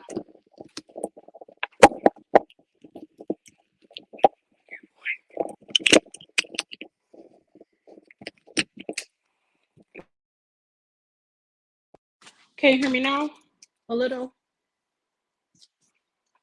Can you hear me now? Can you hear me now? Can you hear me now? Hold on, players. Hold on, players. Hold on, players.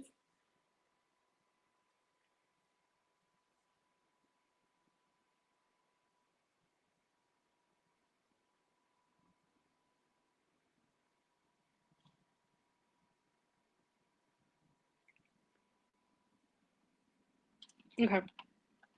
Can you guys hear me now? Okay, you can hear me.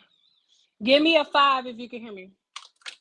It was the headphones. Can you take the black ones? Can you take them and put on my charger?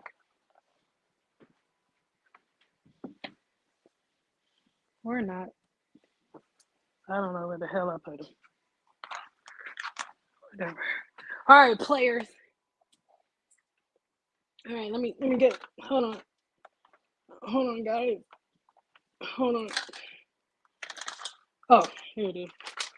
I need that. That's my mouse pad. Okay. And can you move that light down a little bit more? Oh my god. Okay. Sorry, party people. I need like a wet towel. I am sweating. Okay, back to question. Sorry, guys. Sorry, party people.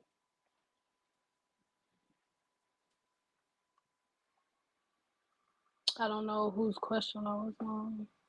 Like if you could just soak it in, like get some hot water. Okay. Oh, I am sweating.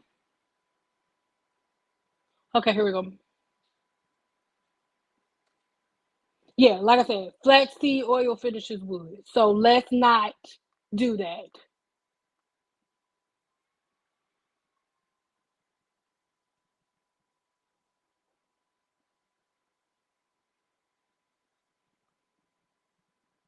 Cover my gray.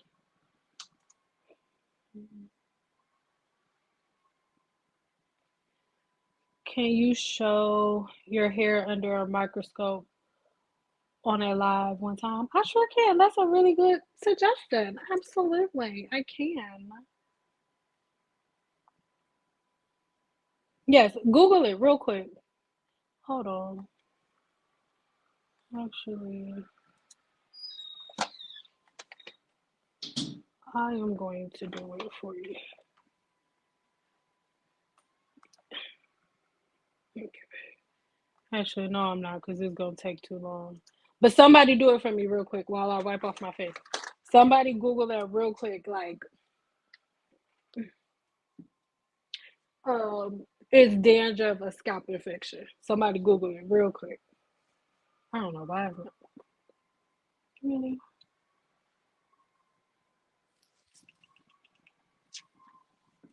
Somebody Google it real quick. Or you, Google it real quick. Say, is dandruff a scalp infection? And they're going to tell you dandruff and seborrheic dermatitis is the same thing. Dandruff is a mild version of seborrheic dermatitis. Actual factual information. Somebody please like Google it real quick for me and validate it real quick so don't nobody think I'm making nothing up. I'm talking about face dried them like nothing ever before. I mean oiliness. Somebody look it up real quick. Thank you guys for sticking with me through the bullshit. Okay, like now I just gotta get something for my face. Some moisturizer, guys. And then I'm back to that's what happens when you're live, god damn it. You're supposed to love me for me all the time. That's how this is supposed to go. Guys. Okay. I'm done being ghetto. I'm sorry, guys. So sorry.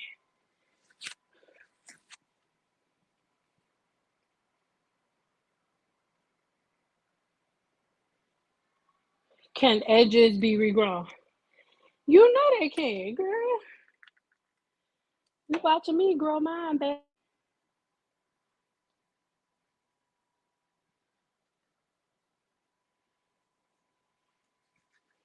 Sam, hi Sam. I am one who recently big chopped due to spiritual reasons. I heard what you said about silk presses, but what about trims? Should we still get them trimmed every 6 to 12 weeks. Absolutely. And guess what? If you are a person who just cut your hair, you need your hair trimmed more than everybody. I ain't being rude, but if anybody needs to get their hair addressed like that, you need to. Oh my God. Sorry, y'all. I got the wrong oil.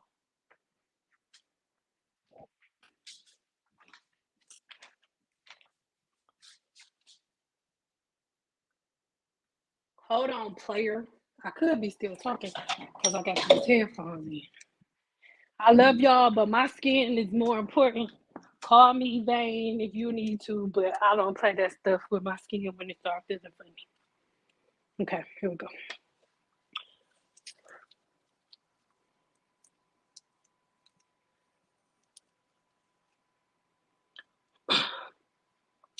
But see, Google, first of all, Google is made of a bunch of articles made by your peers. Like Google, anybody that's in this live right now can go on Google and set up a profile.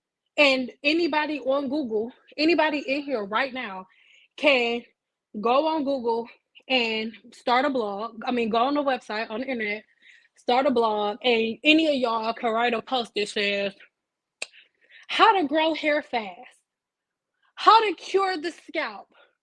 So for example, let's say you want to know how do I moisturize my hair fast? How do I cure my scalp from flakiness, right? Any last one of y'all can see something, and if you got your SEO on good enough, when somebody types in what you just said, their stuff is going to pop up. When you write a blog article, Google not verifying if whether or not it's true or factual information in any way, shape, or form. In any way, shape, or form. So anybody that you believe, you're going to be doing that like at your own risk because that's not factual information. That's why I taught y'all in a previous video, if you are trying to search some scientific information, what you need to do, whatever you type in, you need to put .edu at .edu after it. So that way Google will think you a student and it'll pop up medical journals with real peer-reviewed research. Because what y'all be finding on Google, you just reading what some random girl named Shalissa then printed put on YouTube or put on online.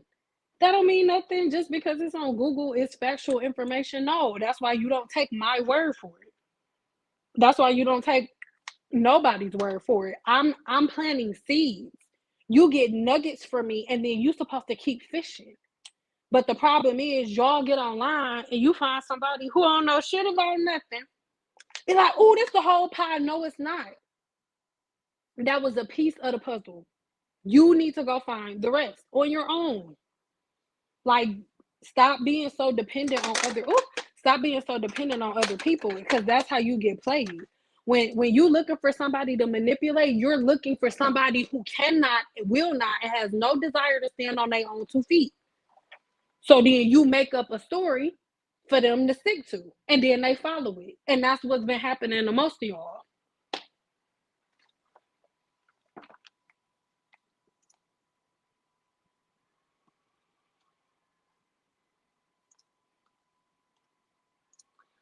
Much better. Much better.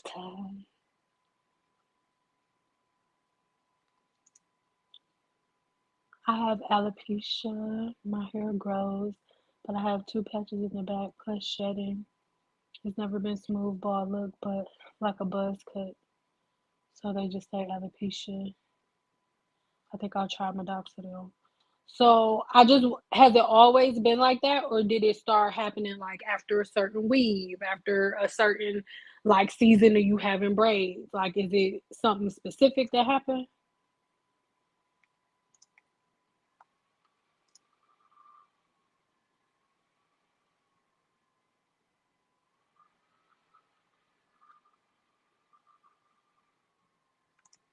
Players. Sound is perfect. Oh my God, thank you. I was like, no, guys, I don't want to end that early today. Like, I was like 5 o'clock top, even though we're gonna be off of here way before 5. The hell? When you said the five, if y'all can hear me, everyone, I put the number five. Don't feel dumb, boo. We connected. You here with me? How often did you say I should detox? I missed it. Once a month, no more than once a month.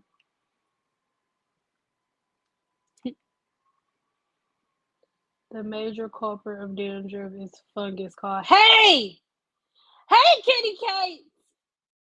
Fungus exists on most adult scalps. It feeds. Oh,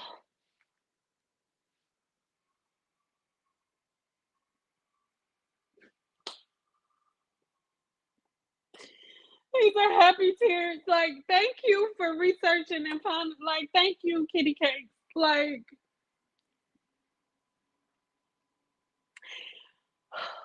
I'm gonna read this again. I'm gonna read this.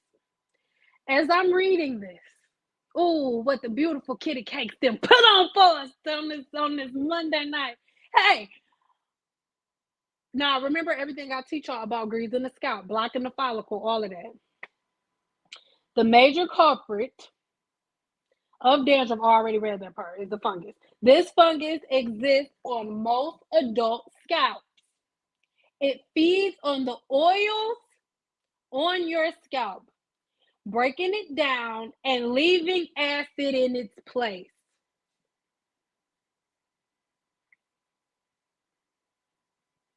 That's what dandruff is.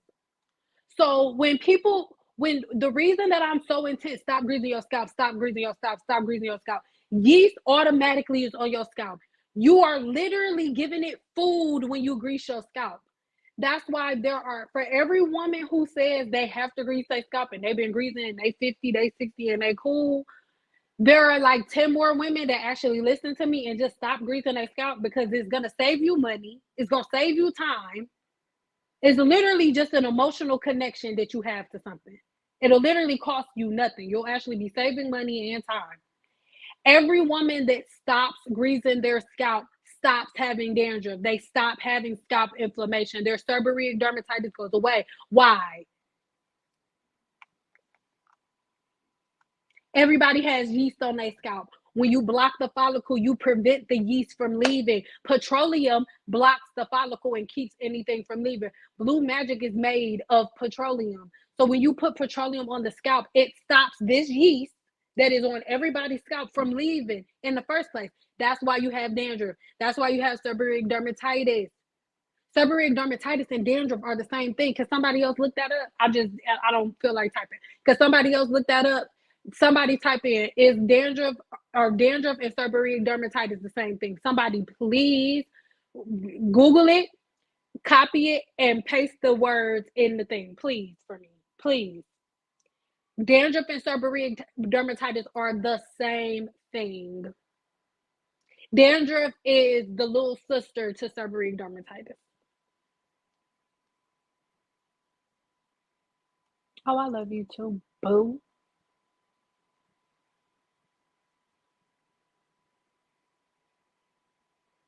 See? Bacteria and yeast on the scalp is the main cause of dandruff. Who has the most dandruff? Black women who don't wash their scalp or who co-wash or team natural. Why do you have dandruff? Because you have fungus on the scalp. Co-washing conditioners do not kill fungus and bacteria on the scalp. So that yeast builds up and it eats the oil and it gets stronger and stronger. And then it lets out an acid that kills off and throws off your natural skin cell turnover cycle. So then you have all of these flakes on the scalp. It's a fact, man. It's a fact, my baby.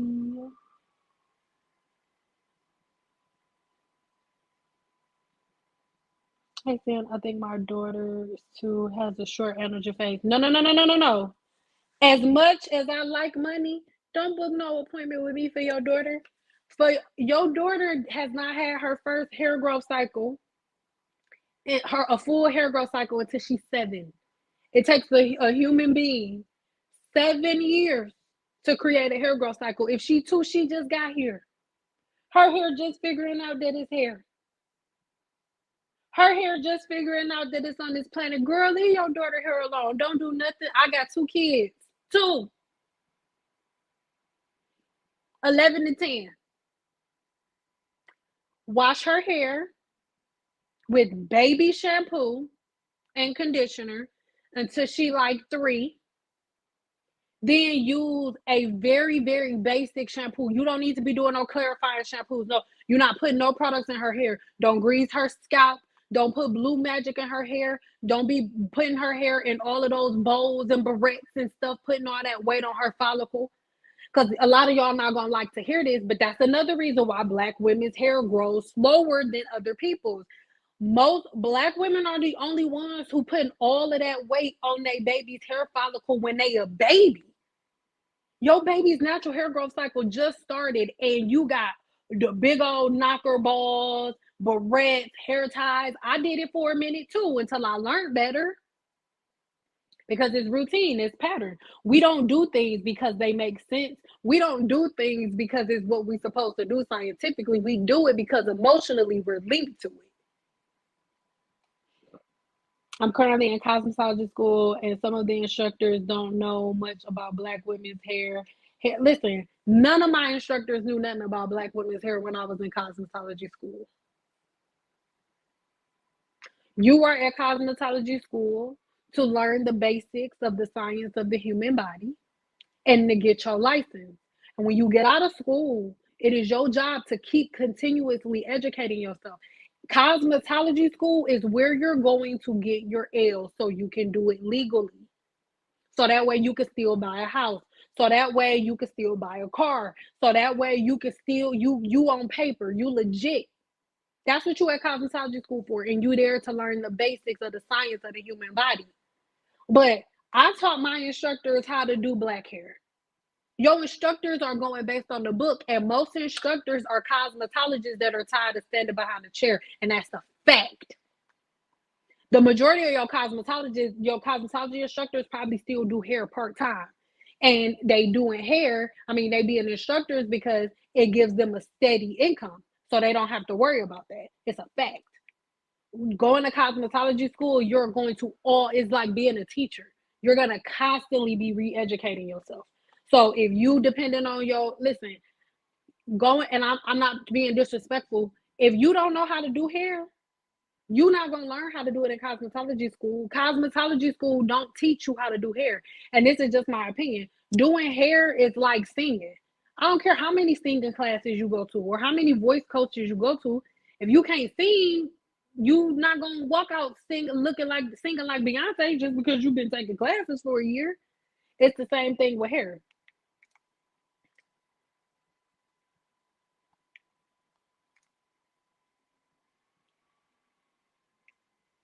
I say cosmetologists use it. Exactly. That's what I'm saying. Just because, look, it's so many.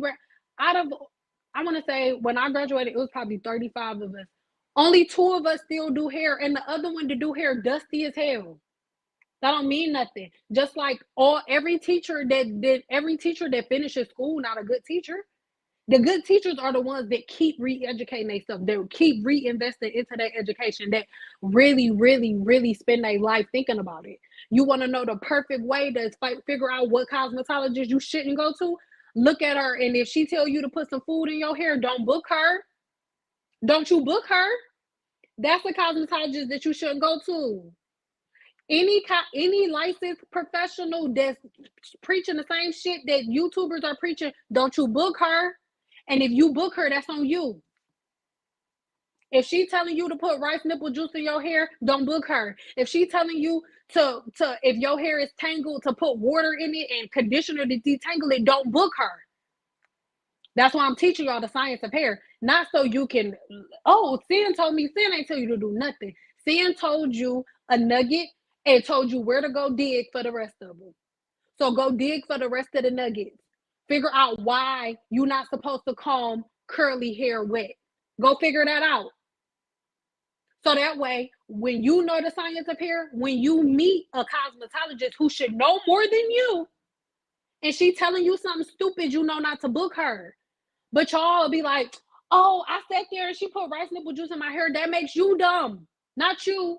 But that makes you stupid. What are you doing? That's like going to the car dealership and then getting mad that your car broke because they be like, oh, he said I don't even need regular oil. He said I could use hemp seed oil for my brakes. So I'm gonna use hemp seed oil and then your car break down. Is that your fault? Is that his fault? Do you blame all mechanics or do you blame yourself for listening to a mechanic that told you to put flaxseed oil instead of the regular oil that everybody else uses? It's your fault. I'm sorry. Accountability is the name of the game, my baby. I'm sorry. Yep. Dandruff is a fungus. If you have dandruff, you have a fungal infection of the scalp. Thank you, guys. After having a baby, it weaves, it seems like I seem to notice the patches. Okay, so after childbirth, our babies take everything from you. They becoming a person. So everything to make you a person, they take it so they can become a person, and then you can finish being a person when the baby's gone. So with you, it's all gonna be about your diet. How are you eating? Forget about weaves and stuff. That's over with. That's done now. Now you need to repair the follicle. So what are you eating? What are you putting within the body? Because not only did you just create life in your baby in your body, so all of your life force, your hair, your skin, your nails, all of that is gonna be lacking a little bit for a minute. But now you also have to heal your body from the inside out, and you're most likely nursing. So the nutrients that you do have left over is your body is taking that from you and making milk to feed your baby. So that just means you need to double up on nutrients. You will be so surprised how much you just having a certain type of regimen within your body will change your whole entire hair regimen. It will change the texture of your hair, the health of your scalp, everything. You just changing your diet altogether. All right. I'm a case of that. I had severe dandruff as a kid, but when I got older, I started taking care of my hair. I stopped greasing my scalp. My dandruff left like it was never there, wreaking havoc. Exactly. No, no other race of women has dandruff the way that black women do. Nobody else but us. What is the common denominator? Stop being in your feelings because your feelings is what prevents you from getting results. Stop being in your feelings. Use logic. What is the common denominator? What is the one thing that y'all do that nobody else does? Look at the differences. There's one thing. Like, come on. And when you just stop doing it. Just stop doing it and see what happens. Just stop and just see what happens. Seborrheic dermatitis and dandruff are of a continuous spectrum of the same disease that affects the seborrheic areas of the body. Dandruff and seborrheic dermatitis is the same thing. Thank you, baby. You know what, you, ma'am, are. Can I make you? I'm gonna make you a moderator later, boo. I can't do it from here. Perfect. Just wash and let go. We rock bands sometimes, maybe a little pony on top just for the day only. Yeah, just for the day. Just don't be sleeping in ponytails and stuff. But just boo, just wash your hair, spray some leave-in in, get you some foam wrap. My favorite foam is by the Master Stylist. Her junk is bomb. And get you some foam, or even like Design Essentials got really good foam. Get you some foam, sit under the dryer, girl. You can even put a little extra on, like stick a boom, and then you good. Easy peasy, lemon squeezy. Ooh, what's that? Oh, can you season chicken? I'm about to come. Top. Oh, one day I'm gonna just like my husband. He thinks just because he bigger than me, I'm gonna beat him up. But I will beat you up, sir. Sorry for yelling. Right then, I used to tell my sister not to put their baby hair in those tight, heavy sections, but they didn't listen. Exactly. Because all y'all think about is what's cute. Like, dude. And think about it. Only little black girls look like that. Little Jessica, little Brittany, little Ashton, a little Jessica. They do not be having all of those tight ponytails in. No, little Brittany has a ponytail holder. That's it. Little Ashley has a headband on. But little Jalissa got 78 barrettes in her head and she just popped out. She been on Earth for 17 minutes and she got 378 barrettes and beads in her head. Anywho,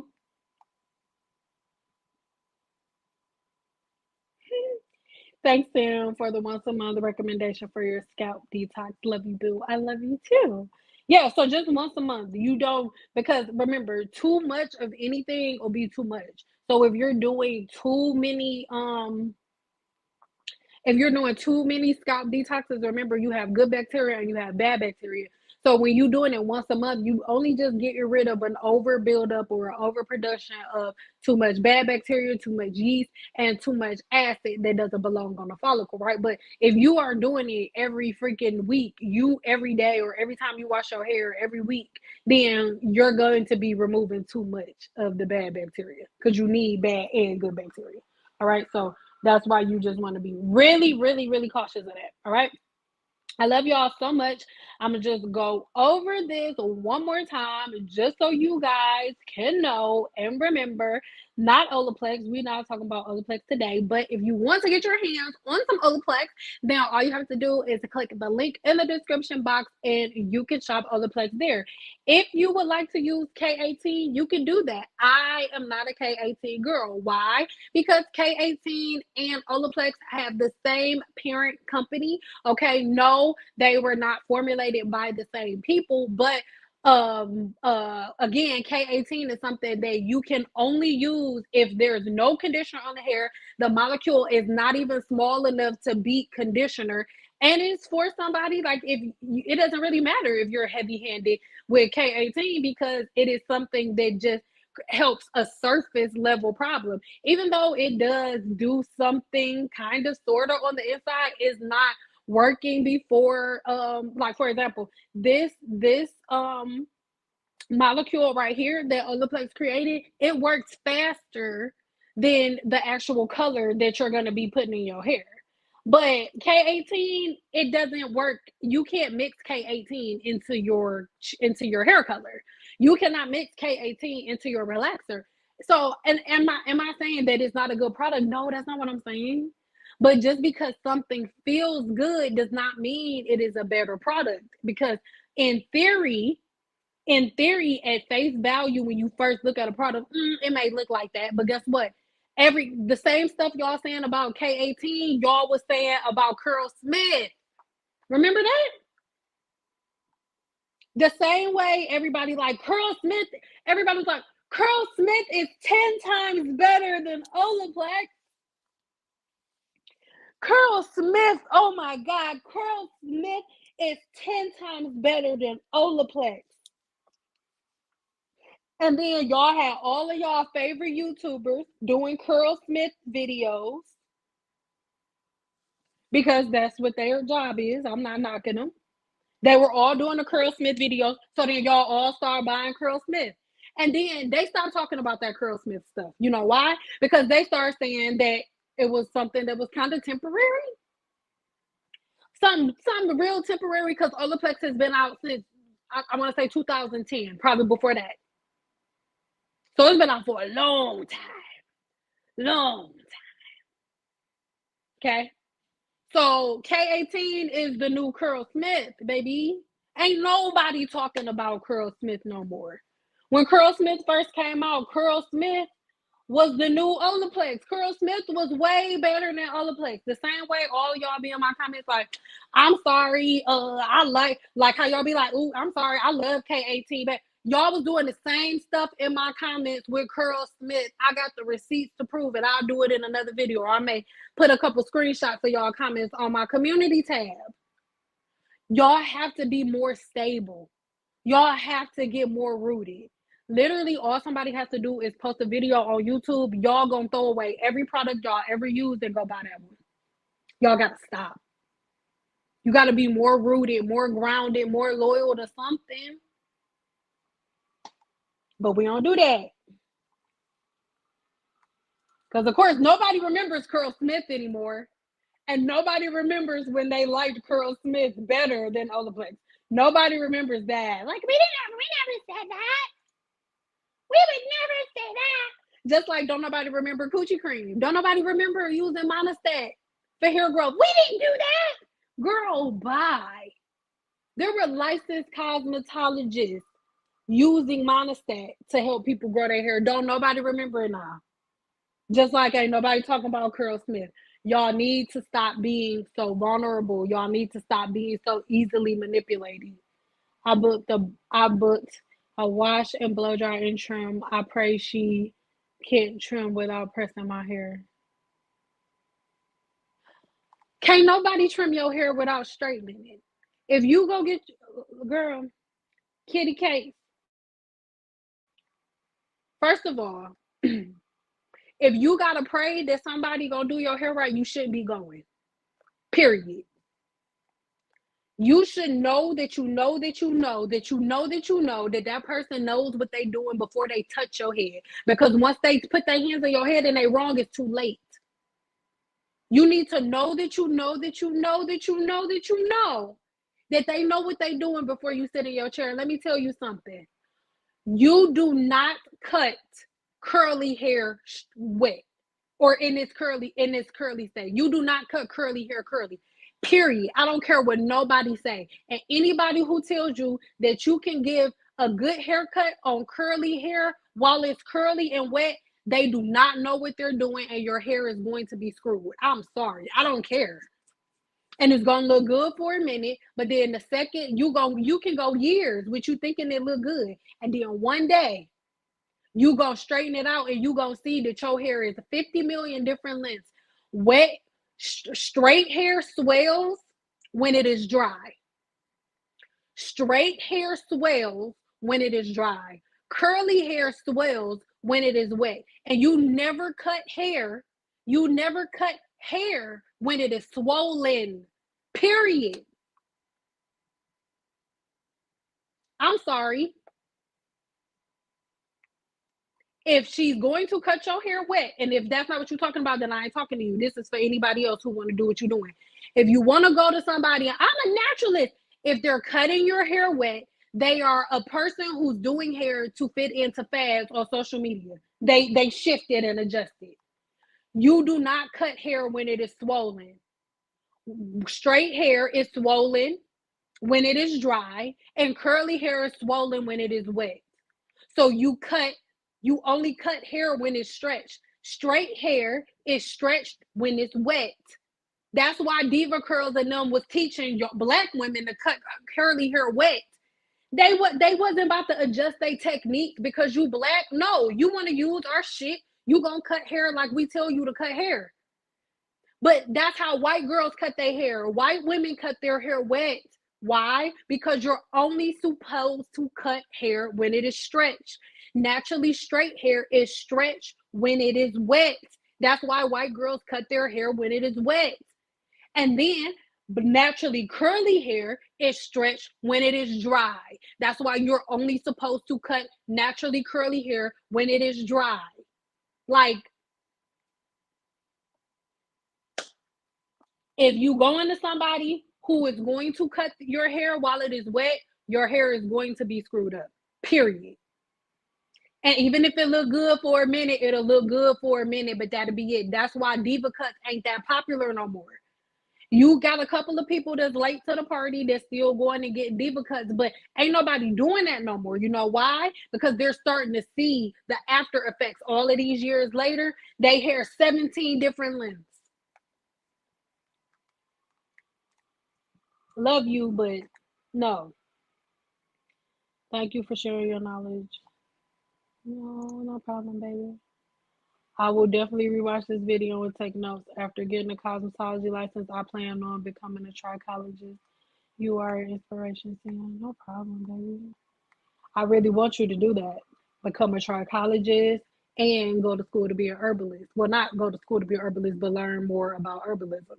Like, just go deep. Because as a cosmetologist, people think that a master cosmetologist means, oh, like I just mastered so many different techniques. No, a master cosmetologist means that I have mastered my craft to the point that because a cosmetologist is a specialist of the human body from the top of the head to the bottom of the feet, those first couple of layers of skin and the hair from the top of your head to the bottom of your feet, it makes sense for you to learn about the internal level, for you to further your education. That's a master cosmetologist. A master cosmetologist ain't somebody who know how to twirl around brush real good. No, that's not it. A master cosmetologist is somebody who has mastered the field of cosmetology on every level. A master hairstylist is a hairstylist who has mastered the field of hairstyling on every level. A master barber is a barber who has mastered the field of barbering on every level. A master braider is a braider who has mastered braiding on every level, and on and on. Not just because you're like, I do it real good, I got a bunch of pictures, I'm a master. No.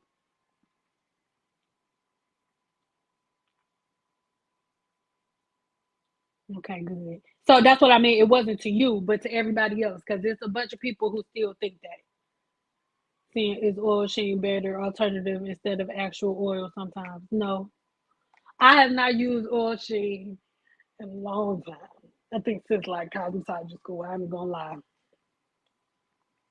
Mm-mm. All right. So if nobody has any other questions, we are going to head on up out of here. But I do want to share this new blend that I have with you guys. Oh my god! Like, oh my god! Hold on, hold on.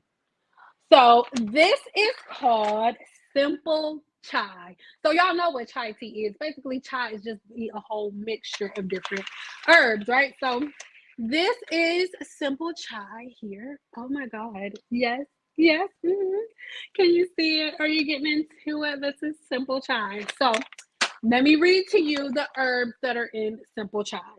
So we have cinnamon, ginger, cardamom, black tea, allspice, clove, and black pepper. And this combination of herbs is going to clear out any bacteria within the gut from the top of the head to the bottom of the feet, baby. So this will make sure that not only you're clearing out different things, but it will also trigger the hair growth cycle the way that it needs to. It will trigger your body to begin producing the amino acids that it needs, and it will put all of those in there. So all of your favorite herbs that everybody likes to talk about, that y'all all want to put in your hair, they in here. So this is one of my favorites, and it's soup. Oh, it's so delicious. I love chai tea. I'm going to do a video on it. I mean, not a video on it, but well, yeah, I'm lying. I'm gonna do a video on it super soon. Super soon. I'm gonna do a video on it really soon, and like the actual scientific properties of each one, but there's already a blog post on it that I'm going to leave in the description box when this is over. But this is literally one of my favorite herbal blends. And because it is a specialty blend, this one is a little bit more expensive because it is way more of the herbs in the bag. All right. So get your hands on my Simple Chai. I'm so freaking excited about it because it's like one thing to have like one herbal blend. I mean, not one herbal blend, but like, just the herb, like selling the individual herb, but like to have all of the proportions and measurements and everything perfect on this chai. Oh my God, y'all. Like, I'm not even playing with you, and I'm not just trying to get you to buy it. It will be one of the best chai teas you ever have, like period. And I've had it both ways with cream, and then with and without sugar. It's everything. It is really really good to drink by itself. So make sure you get your hands on it. Remember, we are completely restocked with butterfly blue butterfly pea flower tea, and the only thing that we're sold out of right now is supplemento. I literally sold out of that in less than 24 hours after I put it up. But the supplemento is coming back really, really soon. But you guys just make sure you shop around. And also I have this new ebook, right? I think I might try to go. Hold on, sexy. Anyway, because I'm just being lazy today. I'm sorry, I just can't. I just don't feel like doing it. I just don't feel like getting up and typing. Like I just don't want to. Like I'm sorry. But there's a new ebook that I have out, and it's all about scalp inflammation. So if in any way, shape, or form you have any type of scalp disorder like dandruff, seborrheic dermatitis, anything, this ebook is going to be everything for you, right? And then also, if you are a person who doesn't have a scalp infection, you just want to make sure that you don't get any scalp infections, and you just want to make sure that your patterns are good. I'm talking down to your diet, the way that you eat, the foods that you can eat, the way that it treats the body, the way to treat the body, what and I'm also breaking down in that ebook how the things that you're already doing to the body could kind of be messing things up, and it gives you a guide on how to fix it. And this is not just one of those ebooks. It's like, oh, 10 pages. No. When I tell you it's literally like a mini encyclopedia for the scalp, that is what I mean. It's 100 pages. This ebook is 100 pages, and it's over 70 pages of this ebook is information, just loaded with information. Okay. And the last pages are just notes for you to take notes. But when I tell you this is an ebook that took me so long to make sure that I put all of the information in perspective, just so I can answer all of the questions that you could ever have on anything that has to do with scalp inflammation. So when we get out of here, click the links in the description box below, because I definitely left links to my website and my ebooks there. And what I want you to do, go there and get that first ebook that talks about the health of the scalp, because I can guarantee you, when you get done reading this ebook and implementing everything that is in there, I can guarantee you the scalp issues that you've had, you will never have again. And not only will you understand how to fix your scalp, you'll understand how to formulate the ways that you treat your hair and your body, the things that you eat, and all of those different things. You'll have the tools to go back to over and over and over and over again. It is an ebook that you'll be able to resort to if something happens and you are like, oh my God, why is my scalp burning? Why is this happening? You'll be able to go into that ebook and like, oh, that's what happened. And this is what I do to fix it. So that should be enough talking about it. Again, 70 pages of just raw, detailed information on exactly what to do.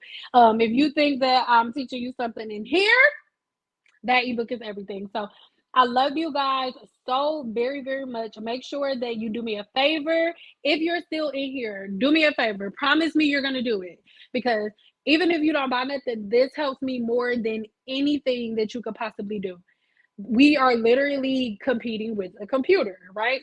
It has nothing to do with views. So if you're in here right now and you stuck with me this whole time, do me a favor when this video ends and go in the comments and write at least one thing that you either learned, one thing that's like stuck in your head, just one thing that's sticking with you from the time that you spent with me in this video. Not in the comments right here. When this live ends, leave that comment in the comments under this video, because what that's going to do is going to tell YouTube like, oh, they like this video, they learned stuff from her. And so the next time that I go live, you'll definitely get a notification, or other people get notifications. Okay. So I love y'all so much, and I will see you next time.